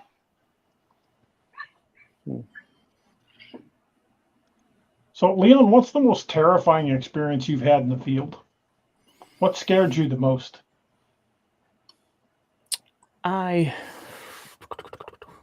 First would be we were in, me and my buddy who we do the films with. We were investigating a place next to Winter Hill, which is in the northwest of England, which is a well-known spot for seeing every kind of weird thing you can think of. And we'd had reports of a huge dog in this woodland. So we did what I said before, and we just made a camp. We become bait, and we just sat around. We had a bit of a mooch around to get some video footage in the dark and that. And then we just basically sat around a fire all night because it was like raining sideways. Around about 2:00 in the morning, we give up. I climbed in my tent. Spiro had like a bivvy, like a bag thing on the ground that he climbed into. And we both had the insides of the tent, but instead of having the fly, I think it's the fly that's called up so you can't see out, we were using tarps over the top so you could see all the way around you, anything sneaking up on you, anything like that. This middle of the night, 3-4 o'clock in the morning, I heard this noise, and it was the deepest growl, gurgle I could ever imagine. You could feel it in your chest, you could feel it in your body vibrating. And that really did scare me a lot, because at first I thought I was dreaming, and it like kind of woke me up. But I luckily had a audio recorder and also tree cams, trail cams. Trail cam didn't get anything. The audio recorder picked this sound up, and it's a really freaky noise. But I didn't go back to sleep, put it that way. It really did scare me. And one of the other hairy, scary moments was one of my videos. It's titled "A 3 College Boys Sighting," and it was 3 guys who were drinking beer and smoking weed, and there was wagging it from college, and they saw like some kind of monkey-looking creature. And I thought, this is really interesting. I like the sound of this. So we went down to look at that, to look for the place that they described, to see if there was any truth to this place existing. We got down there, we scoped it all out, found it, and this creature was said to run along a stream banking, slide down a banking, and disappear into some trees. And the guys were that wrecked, they just couldn't, they didn't want to go near it or anything. But when we turned up there, where it disappeared into trees, it was a cave that went into the hillside, and the stream followed the cave, so it was a water-filled cave. And me being like I am, fortune and glory and all that lot, I'm going in this cave to have a look for this monkey-like creature. Once we got in there, we found prints in the sand. In the cave, there's 2 chambers that go off either side, and in one of these chambers there's a sandy floor, and we found prints. And it wasn't Spiro with me at the time, it was my mate Sean, and we were both looking at these prints, and I said to him, I weren't expecting to find prints like that. I was expecting to find more like a barefoot type print, humanoid print. And we were half joking, and it's like you're in a cave that's the size of a wardrobe with two big blokes stuck in it and there's water running through you. And then we suddenly dawned on us that these prints were big cat prints. They weren't dog prints. They looked like dog prints at first, but there was no nail marks in the sand. They were just pug marks, because cats don't leave nail marks when they leave a print because they've got retracting claws. Now, your cat or my cat we have at home, if they leave a print, it's like the tip of your thumb. These are like as round as a Coke bottle. And then we suddenly realised that we're in this cave with only one way out, with quite possibly some kind of puma or something. And that was another hairy, scary moment. You're there with a little penknife and a torch. And Sean said, like, do you not think it might still be? Yeah. Do you not think it might still be in here? And then all the excitement and everything of finding this evidence, and then you realise you're in a wet, stinky wardrobe, in a cave, with a cat the size of whatever it is. That was a adrenaline. Yeah. Adrenaline is brown as well. Anyway, That's what we call a brown pants moment here, Leon. It's that strange how it does Doc, that's dawn on you though. Yeah. Boink. Time to go. It's time to go real quick. Half past, get the hell out of here.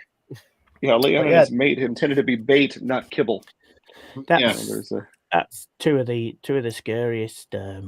But the thing growling at me was scarier because it was so dark you couldn't see anything, and then being in that cave, thinking that there was something in there, which we couldn't see anything, but it was very dark, and we had night vision cameras and things.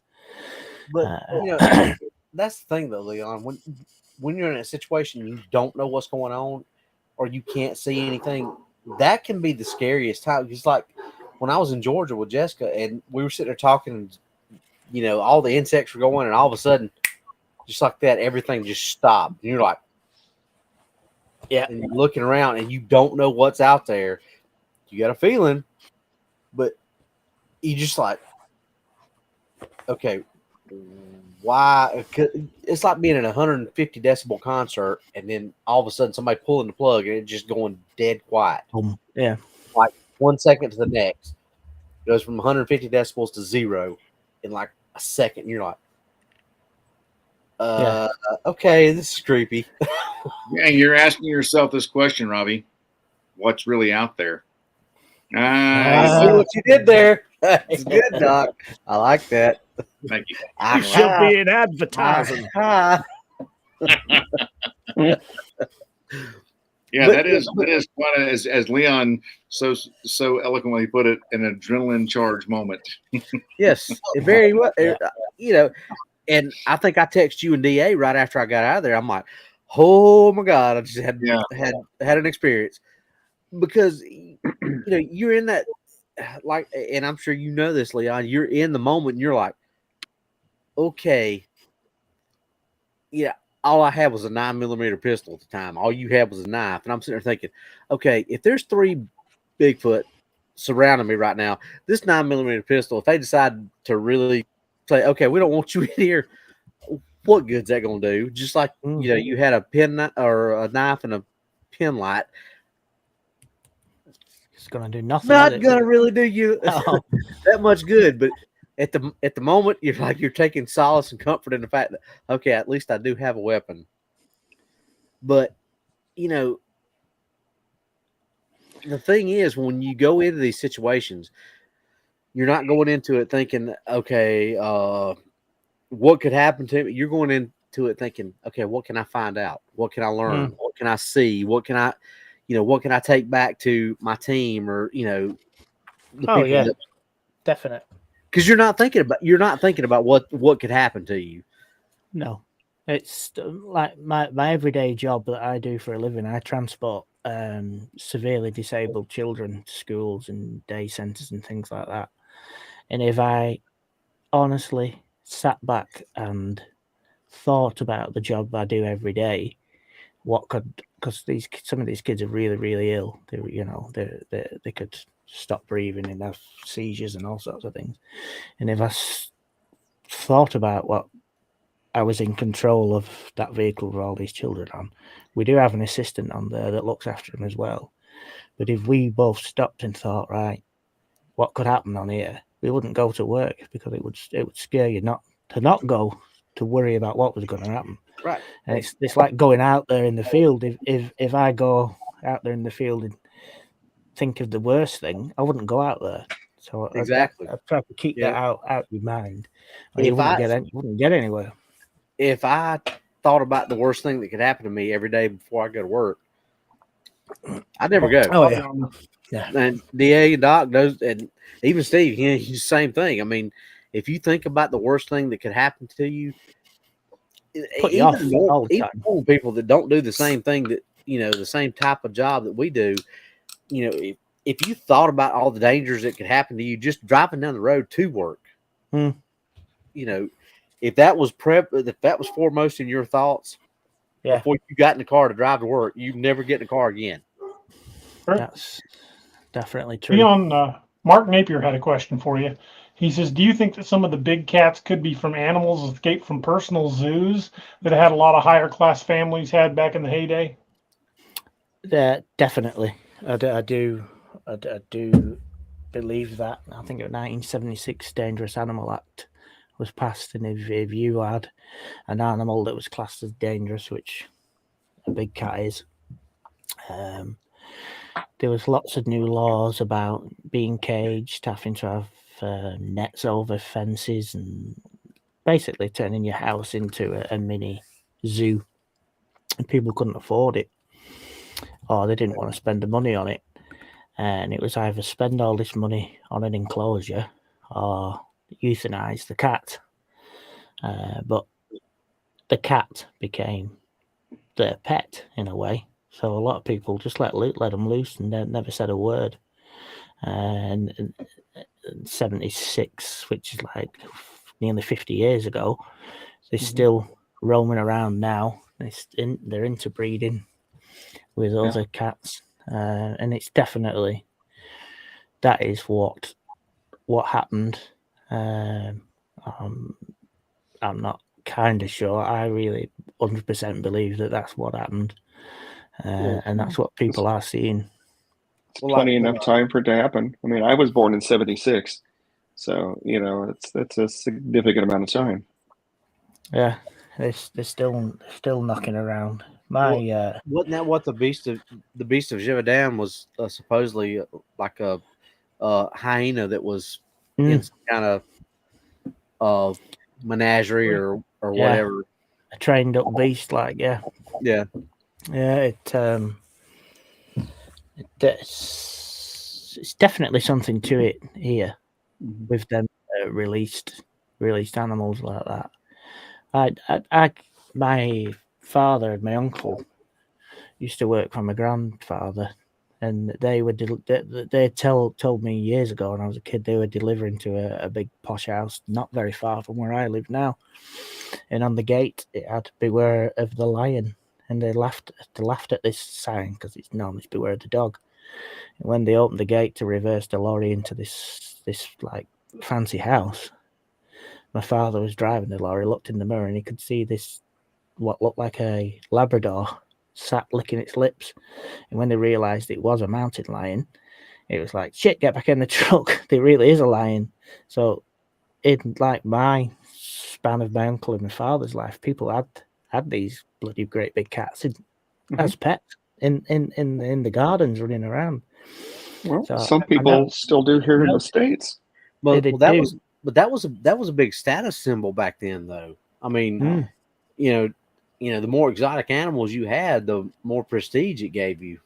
I mean, oh yeah, kind of the rock stars and all that lot. You know, the Who and everyone. They all had all great big cats and things like that. Well, I mean, and you see the I guess the joke videos about it now, like the good-looking woman walking a lion down Hollywood Boulevard in California. I mean, that's the kind of the joke they play it up, but I mean that's the same, the same thing that they were portraying back then. Is the more exotic the animal you had, the more status it gave you at that time, and then people couldn't take care of them or whatever reason, they turn it loose, and then the animal's going to do what the animal's going to do.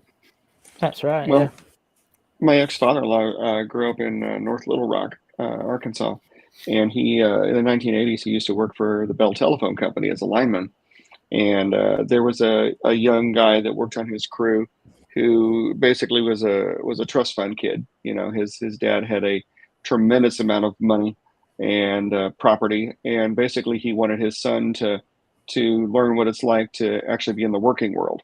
And so essentially he closed the strings on the purse and told this kid to get a job. Well, my ex-father-in-law went to go pick him up at his house, and of course it's this palatial estate, just outside of North Little Rock.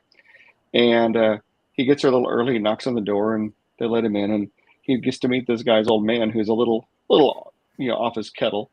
And he looks at the guy and he said, "So Jim, are you a Christian?" And he's like, yeah, I guess I am. Why?" He goes, That's awesome. Susie loves Christians." And he's like, "Who the hell is Susie?" Well, at that moment, a female African lion pads into the living room. That was Susie. And out of the Roman he's Colosseum. like, "Oh, nice." And of course they got the hell out of there. And he's like, what was that all about?" And he goes, "Oh, it's all the rage when the Jehovah's Witnesses show up."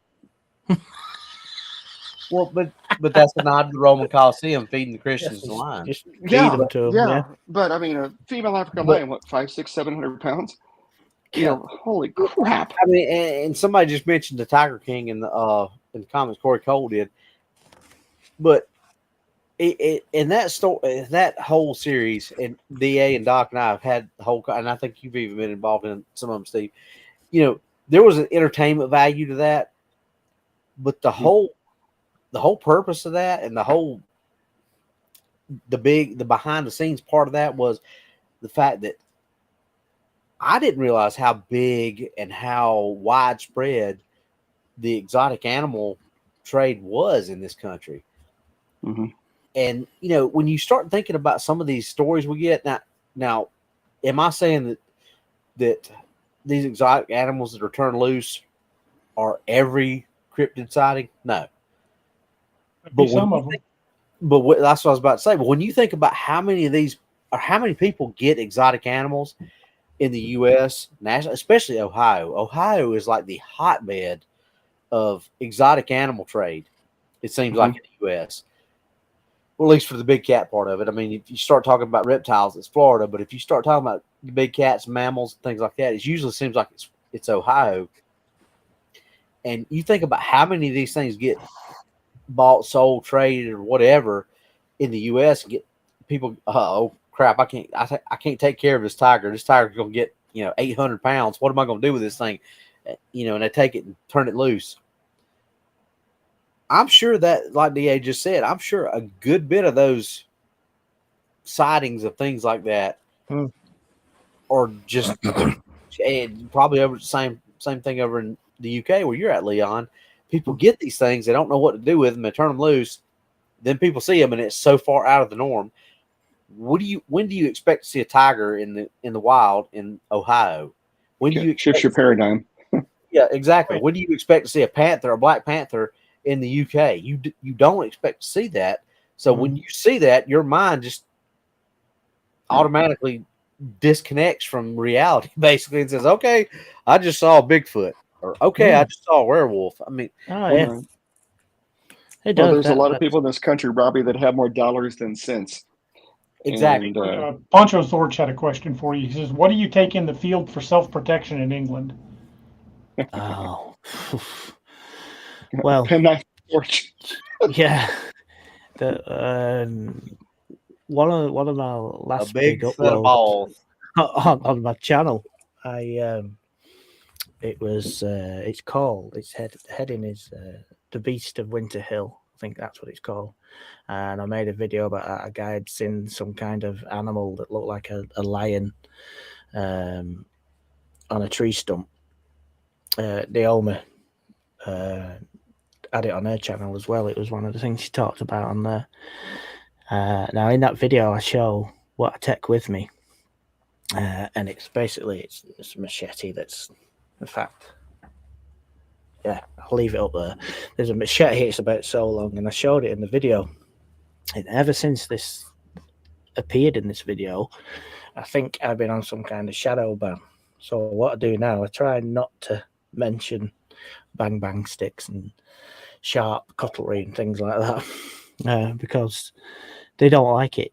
The powers that be don't like it at all. But yeah, I definitely go with tools, and I need a very good excuse to carry them tools if I get stopped. But yeah, we do go with certain things, and if we're on land that we have permission to be on, Spiro, who does a lot of films with me, he has firearms license and things, so we can take shotguns and other things with us, but that is only on land we've got permission to shoot on as well. But with regards to everyday nipping to you there and wherever, it's a torch, a penknife, and like I said before, a fat friend who's slower than me, and I can just run off and leave the son bitch. But yeah. So But what would be the penalty if you were, let's say you and your friend Spiro were investigating something in like a royal park or something like this, and you got caught with an overly large piece of cutlery? What kind of penalty would that draw me out? Would that be considered illegal? Oh yeah. You'd need a really good excuse to. We have depend. If we're doing like a wild camp, we'd call it a wild camp here, where you don't stay on a campsite. You go out into the wood or into our equivalent of a national park and pitch a tent semi-illegally because you're trespassing. We have knives that we take with us, but they are designed to be an outdoorsman's knife, so it's a bit like something like Crocodile Dundee or someone would carry around. It's got a certain job to do. It's got a wooden handle. Big Bowie knife, in other words. Very similar thing, yeah. They would frown on it, but if you're out there splitting wood and cutting down this, that, and the other, that's a good excuse to have that knife on you. But the one I have, the machete, you'd need a really good excuse to carry that, and it would be you'd be taken off in the back of a police van and chucked in a cell, lad, for the rest of the day. That's what you'd be. You'd be in trouble, big trouble. But a lot of places I do go, you physically need a machete to get through the bushes and everything else, because nobody stepped there for 100 years or something like that. So yeah, you can't carry it. You shouldn't have it. If you've got a good excuse to have it and you're using it in the correct manner, and Gotcha. If you could justify it as for trailblazing rather than defense. Gotcha. Yeah, the powers that be. As soon as you say it's defense, you're up shit creek. You don't say it's defense. It's a tool. I need it for chopping this, that, and the other. If you say I take this with me because some hobo might jump out on me and blah blah blah blah, well, that's it. You're knackered. Yeah, you get arrested. You get pulled in. Never say it's defense. They would rather have you have a tool than protect yourself. They would. It's getting that bad over here now for having anything with you at all. People are just like me very much doing what they want. They're just doing anything they want to do. They can walk in shops and just fill up a trolley and walk out, and nobody. I got plenty of tools. I got this tool. I got this tool. I got many tools. Loads of tools. DA, his description reminds me of your favorite citizens referring to a handgun that they get caught with as a navigational aid. You know, the ones that don't need a driver's license because they're free to travel. Yeah. Sandra Johnson had a question. I think this is for all of us. Says, do you think it's possible that some Bigfoot are feral humans after a lifetime? Well, I don't really buy into that theory. I think in the cases of like where Native Americans and other people have talked about Bigfoot carrying people off, I think if they're human sized, if it's not an adolescent Bigfoot, it could be a person that was carried off. But it doesn't really explain the 7, 8, 9 feet tall descriptions and sometimes even bigger. So I won't say no, but I don't think it explains really most of the descriptions. Mm. Well, I mean, here's the thing. I mean, you think about your dog. If your dog gets in that mood, he's gonna grab a hold of your leg and he's gonna go at it. That doesn't mean that anything's gonna happen. He's just gonna do what he's gonna do. Just because a Bigfoot carries a female off doesn't mean that anything could happen with that, other than the fact that he's in that mood and that's a female and he's doing what he's doing. That doesn't mean that anything's gonna come of it. True. But I wouldn't rule it out. I wouldn't say it's No, impossible. I'm just saying that's my personal thing. I don't buy into the feral human thing because I think it's an undiscovered species of North American great ape. I would agree with that. That's my theory. Yeah, that's just my opinion. I'm not saying that my opinion is right. I believe it's a great ape. It's a species of undefined or undiscovered species of great ape. Yeah. As opposed to a feral human who's failed at his manscaping. There you go. Yeah, if you look at it like South America, for instance, and the Amazon and that, there's still people who live out there in the jungle that have never seen a white man. Yeah. They get spotted all the time, and people say it's a person. They don't say it's a Bigfoot looking thing. They know the difference straight away. To me, that would be a feral human. Yeah, you would know it straight away. So what people are seeing and reporting, it's not. I wouldn't say it's a feral human. It is, like you say, some big creature that hasn't.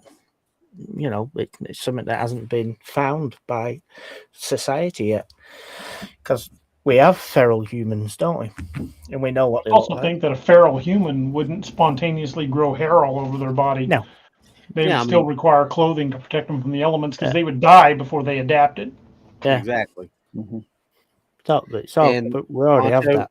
We didn't discover mountain gorillas till what was it, DA, 1950 something? No, 1930 I something. see the 20s. Yeah, Can't remember. 1910, something like that. Just because we ain't discovered that now, there's new species discovered every day. Oh, God, yeah. Just because it's not discovered now doesn't mean it's not going to be discovered 2 months from now. Right. Well, I got told off one of the old farmers around here that if a domestic pig escapes and becomes feral, it can grow its hair back. But it doesn't look like a boar. Whether that's true or not, I don't know. I don't know how that works. But certain animals can adapt very quickly. Mm-hmm. But they're not, like I said before, they're not feral humans. It's something completely different. Because we have feral humans. There's quite a few here in this country as well. Same here. In fact, I'm looking a bit feral myself. I totally understand. Same here. Boys, we're past the 2-hour mark. Bloody hell. When we start talking about our affiliate programs, and we'll mention more about Leon's channel, and then we'll start wrapping things up. Doc, how would you like to tell us a little bit about Dark Angel Medical? Well, Dark Angel Medical, my company has been around for 12 years. We specialize in producing any kind of trauma kit, first aid kit, from minor first aid to major first aid. And we also offer our ability to teach you how to use those products through our in-person and online classes. So you can head over to darkangelmedical.com and check us out. If you see a product you like, we'd love for you to support this better known business and use the coupon code Cryptid25 for 25% off your order. If you happen to put in order notes, Team Odin will send you a cool little Team Odin rocker to go along with your kit. And if you use one of your kits to save your life or someone else's life, let us know, and we will replace whatever's been used out of that kit 100% free of charge. That is called our Kit for Life Guarantee. And all of our kits are also HSA and FSA eligible. So head over to darkangelmedical.com, check out our kits, get the training, and you might be the difference in saving somebody's life. Kind of a big deal. I meant to tell you, Doc, I hadn't seen you since I got it, but I got my kit from you, and I have to say my little rocker is totally badass. So awesome. Thank you. I've got it in my truck. So I appreciate your order, man. Thank you, brother. You want to tell us a little bit about Scallywag? Robbie, we can't hear you. Hit the 2-hour mark and we lost you. Oh yeah, Robbie will be right back. What? It just randomly happens with Robbie for some reason. It's spooky. That's when the black satellite realizes what we've been talking about. Yeah. David, we've got 170 confirmed saves now. That's awesome. Yeah, pretty rad. I'm gonna head out on the road. I'll be spending 18 nights in hotel rooms next month, or this month. One of those nights you're going to be in Springfield. Yes, I will, sir. We will get to connect. Keep me in the loop on that, Doc. Will do. I'll buy you a bourbon. I can't have too many, but yeah, I'll take you up on that because I got to drive 10 hours next day. Yeah, too many bourbons. You might have to spend 2 nights. Exactly. Robbie, you want to tell us about Scallywag? Thought I was going to make it the whole show without, but anyway. I thought you were going to make it there for a bit too, but right there at the end. That's the longest I've made it without it going out though. So we're good. We're getting somewhere. Anyway. Yeah, like I said, Scallywag Tactical is another veteran-owned company that is one of our affiliates that makes some of the best fixed blade folders, fishing knives, kitchen cutlery, any of the kind of knives. DA's got the Gunner's Mate. Doc's got the Privateer, or the little mini Claymore in his hand. It's a mini jack, isn't it? Yeah, mini jack. Yeah, the mini Claymore. There's the S word in DA's hands, the Bounty. This is the Jolly Roger. We've, most all of us got these knives. Steve's got a few. DA's got like every one of them. Me and Doc's got a few. Not all of them, no. There's still several I don't have. You got most all of them, so. He says that every time, doesn't he, Doc? Oh, I don't have all, but he's got just about every single one of them. Right. I have most of the ones I want. Not all of them I want. I just got this one, the Karambit. Yeah, he got the Karambit. I Karambit. But if you want a good knife, and you want a good knife that you're not going to pay a whole lot of money for, but it's going to be better than like one of the $10 knives you're going to get at Walmart or Home Depot or even Bass Pro Shops, Cabela's, any of those things like that. I challenge you to go find any Kershaw, any Spyderco, Gerber, any of the big name knives that you're going to find. I challenge you to go get any of those knives and tell me that they're 100% better than this knife right here. I've had this knife for almost a year, and I've never put it on a stone, and it's still as sharp as the day I got it. It'll cut you 3 ways, right, Doc? Long, deep, and continuous. Right. So if you get one of these knives, you need to get one of his kits, because you need one of his kits. Him over there, that guy right there. I definitely see a marketing opportunity there. That big orange kit right there. You need to get one of that if you got one of these. Because I need to find out what the rules are about sending you one. I'll send you a Scallywag knife. Ooh, lovely. Well, because here's the thing, DA. Are you scared of any of your firearms? No. Doc, are you scared of any of your firearms? Steve, are you scared of any of your firearms? I'm not. They're I'm not cool. scared of any of my firearms either. I'm scared of this son of a gun. Because, like Doc said, it'll cut you three ways. And if you, case in point, when I was in Florida, boys, what did I do, Doc? You remember? I cut myself with this knife. Remember when I dropped it? Yeah. You cut yourself with it. Yeah. Yeah. If I'd have dropped my gun, I'd have caught it no big deal. I dropped this thing, I caught it, I cut myself, I bled for like 20 minutes. Oh. And I didn't have my Scallywag tactical kit with me to stop the Maybe bleeding. have your Dark clock checked. Yeah, well, see, my kit was on my vest for work. It wasn't on my vest for. I've got to get another kit, so I didn't have it. But the thing is, DA's doing his demonstration. The thing is, I challenge you to go find any knife. Look, the blemish blade section of Scallywag Tactical. Most of the time, I would say probably 9 out of 10 times, it's the box that's messed up, not the knife. DA's got one knife out of 500 that he's got. It has a little bitty. But it's this one. It has a little mark right there. Right there. And Oh, the sorry, rest of the pardon. marks I put on this thing. But Yeah. I don't know if you can see it, but it has a little scuff mark right there at that corner. That was the only thing wrong with this blade when I got it, was that little scuff mark. And you got it out the blemish blades, right? Mhm. Most of the time, it's the box that's messed up. Go look on the blemish blades. This is a $45 knife I got for $15 on the blemish blades. I guarantee, I dare you. I will bet you a paycheck you will not find any Spyderco, any Kershaw, any Gerber, some other ones, Doc. Help me out. Right. Huh. Old timer.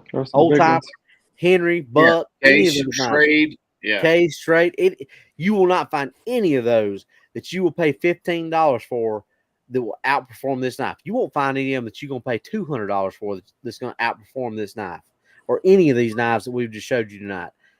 These knives are like, if you're familiar with DA's books, there's a reason they're featured in the books. They're good knives. You know, he makes a good quality product. I mean, look how easy that opens.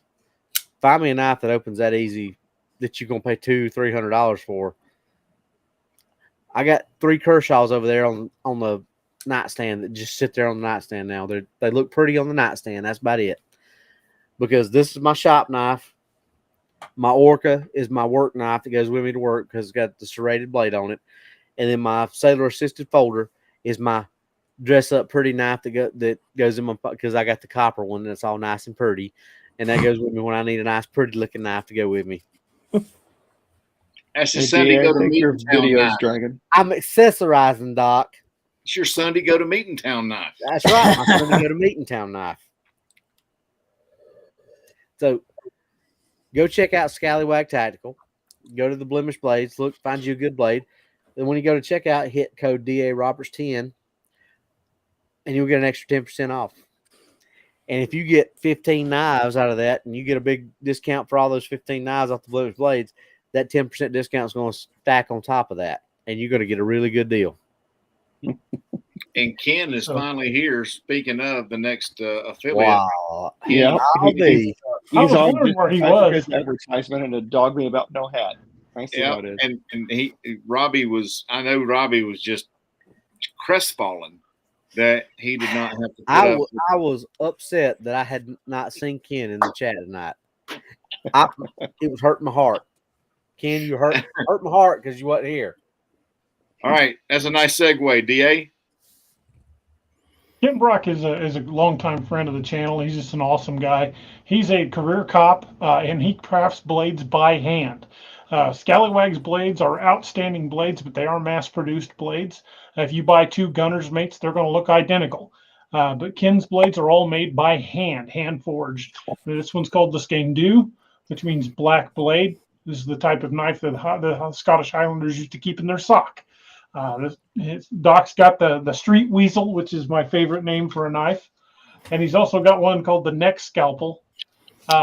Ken's blades are all forged by hand. No two are identical.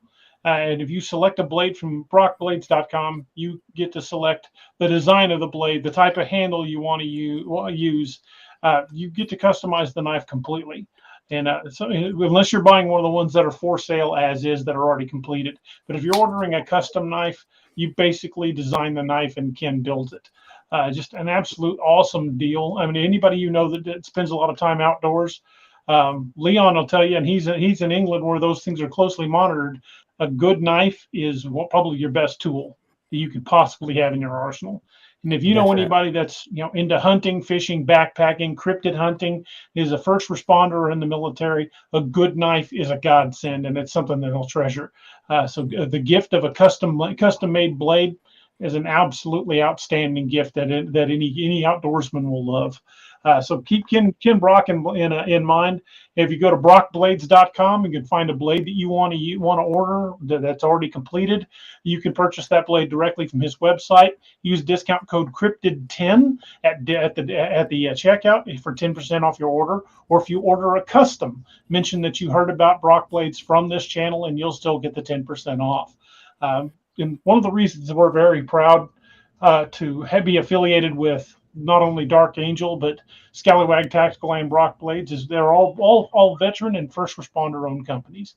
And we're all about supporting our veterans and first responders. This is the newest shirt from the 22 a Day Foundation.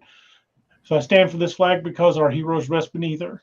I love this shirt. It's the newest one they've got. That's the proceeds go 100% to veterans charities, and it's just an absolute wonderful cause.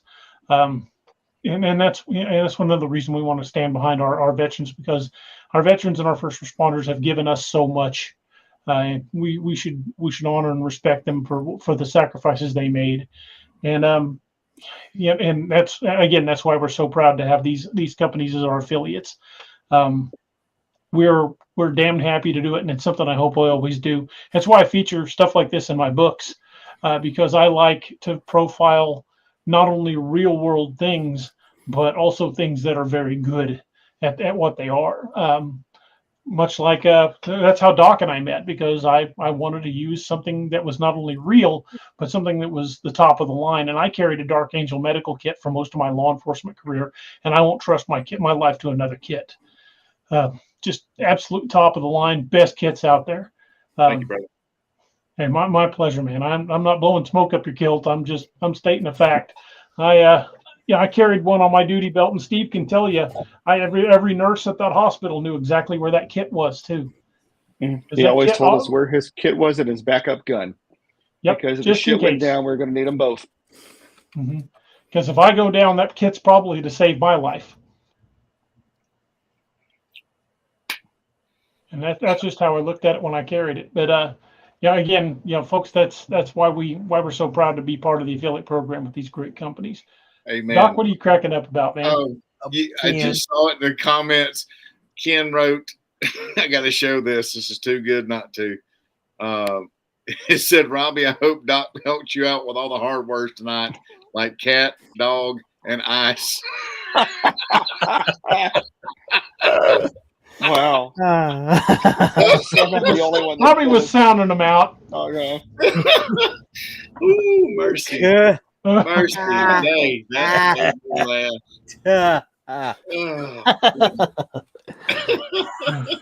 Gotta love Ken. That was a good Leon, you want to tell us a little bit about your research and channel one more time, and where everybody can find you? Yep, you can find me on Do It Knowles Way Paranormal, or Do It Knowles Way, or hashtag Do It Knowles Way, and I'll pop up on YouTube, Facebook, all the usuals.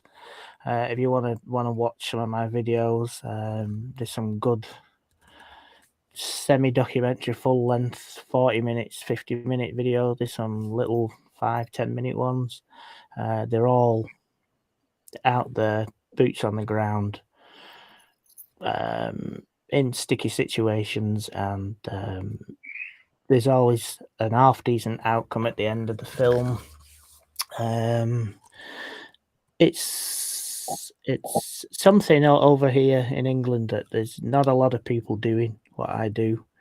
There are some that say they're doing it, but they don't document it.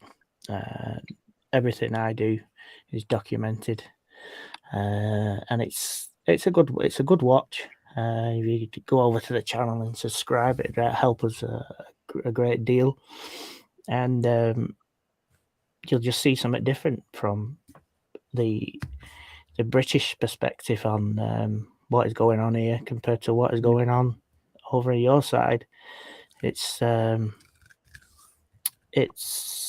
It'll be a bit of an eye opener for you. There'll be a bit some strange things on here, but I hope you like it. And like I say, I hope you nip over and give us a sub.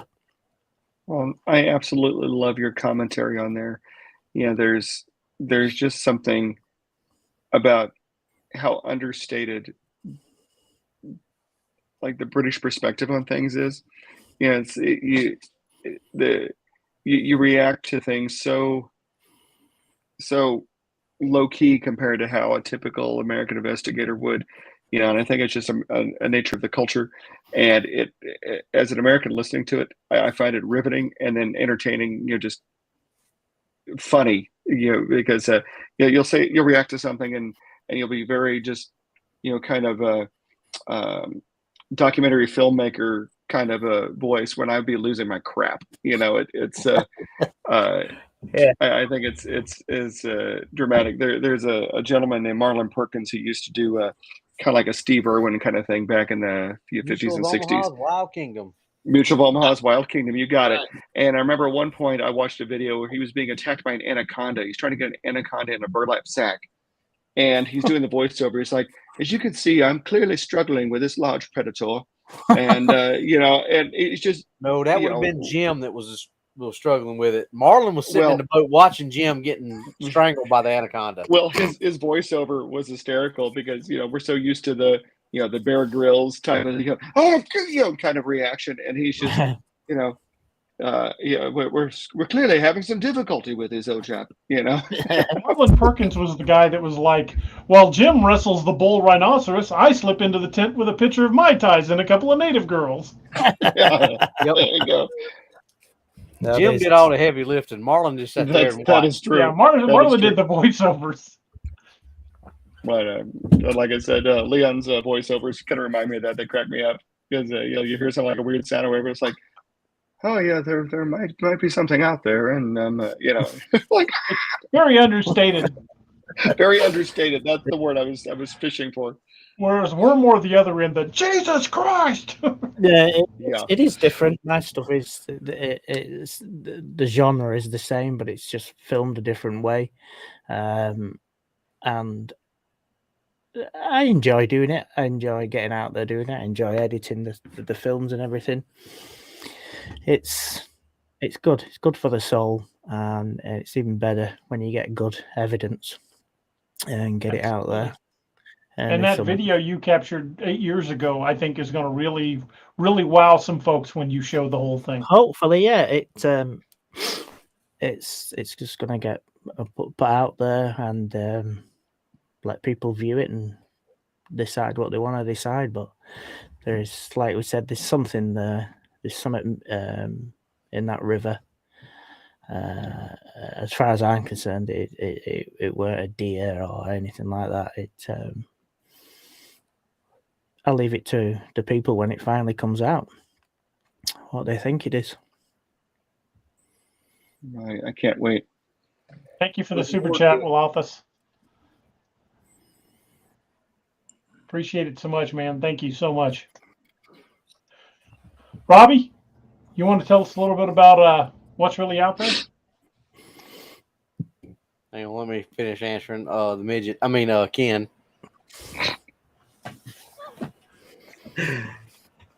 Okay.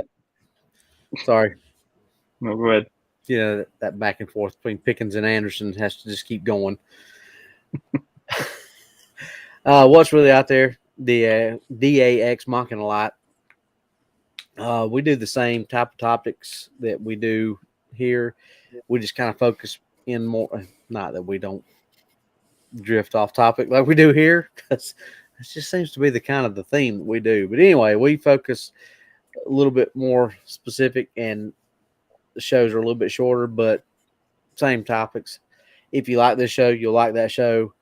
The next 2 shows we got coming out are on the Big Thicket area of Texas, and the same thing that we did the show on this last Wednesday. We did a show on the UFO sightings. We had Lindsay and Coppin, who actually saw the show. And we used their video the other night. We actually had them in the studio and interviewed them for that. So we'll have them on the show talking about that. So just, sort of the same type stuff that we talk about here and we talk about there. And you want to mention the new possible business venture and see what people think about it, DA? Let's hold off on that. Okay. For just right now. I do want to mention a couple of things. We've it's come to my Roxanne, attention. Doc is shorter than me. I wanted to mention that we have heard that Scott Carpenter, Bigfoot researcher, has passed away, and our thoughts and prayers are with Scott's family, and and for Scott tonight. Although I didn't know him personally, I have seen a lot of his work, and it is a big blow to the Bigfoot community. So, we say a prayer for him and his family tonight. So folks, keep them in your thoughts and prayers, and it is a big loss to the Bigfoot community. And also wanted to mention that what we talked about last week with the young officer that was killed. Continue to pray for him and his family, both family in uniform and out of uniform, and just keep those folks in mind when you say your prayers tonight. So, folks, thank you guys for tuning in. Leon, thank you so much for hanging out with us. It's always a hoot and a half. We love having you on the show, and we definitely want to have you back. Maybe when you drop that video, we should have you back, and we can talk about the whole thing. Yeah, definitely. That would be a great night. Love it. We'll get that up. We'll get that sorted out, and we'll have another conflab. Sounds good to me. Folks, thank you guys for hanging out with us tonight. Conflagration. Yeah, conflagration. It's more like it. Isn't that a fire? That's a fire, yeah. Yeah. Well, one thing I did say I wanted to start doing was ending the show on a toast. So, boys, whatever you've got a glass of, doesn't matter what it is. Hey, give me a half a second to do a little Grab tactical yourself a reload little here. bit of something. I'm surprised Ken know how to spell debonair. It's Schwaven de Bonnier. Yeah, Schwaven de Bonnier. that's suave and debonair. That's what I said. Doc was translating for you there, Robbie. Hey, I knew the words and Ken didn't.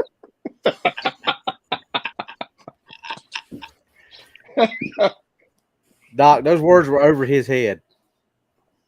Most things are. Oh, Exactly. damn. I know, rough. You boys everybody got a glass? I do. I'm going to lift a glass for the fallen, lift a glass for those that aren't with us. And I want to end with a lyric from a song that's very dear to me. It's an old Irish song called The Parting Glass. It says, "But since it fell into my lot that I should rise and you should not, I'll gently rise and softly call, good night and joy be to you all." Good night, everybody. God bless you all. Thank you for joining us. Catch us again Wednesdays and Saturdays on DAX Machina. A special thanks to all our channel members and Patreon supporters. Please make sure to like, share, and subscribe.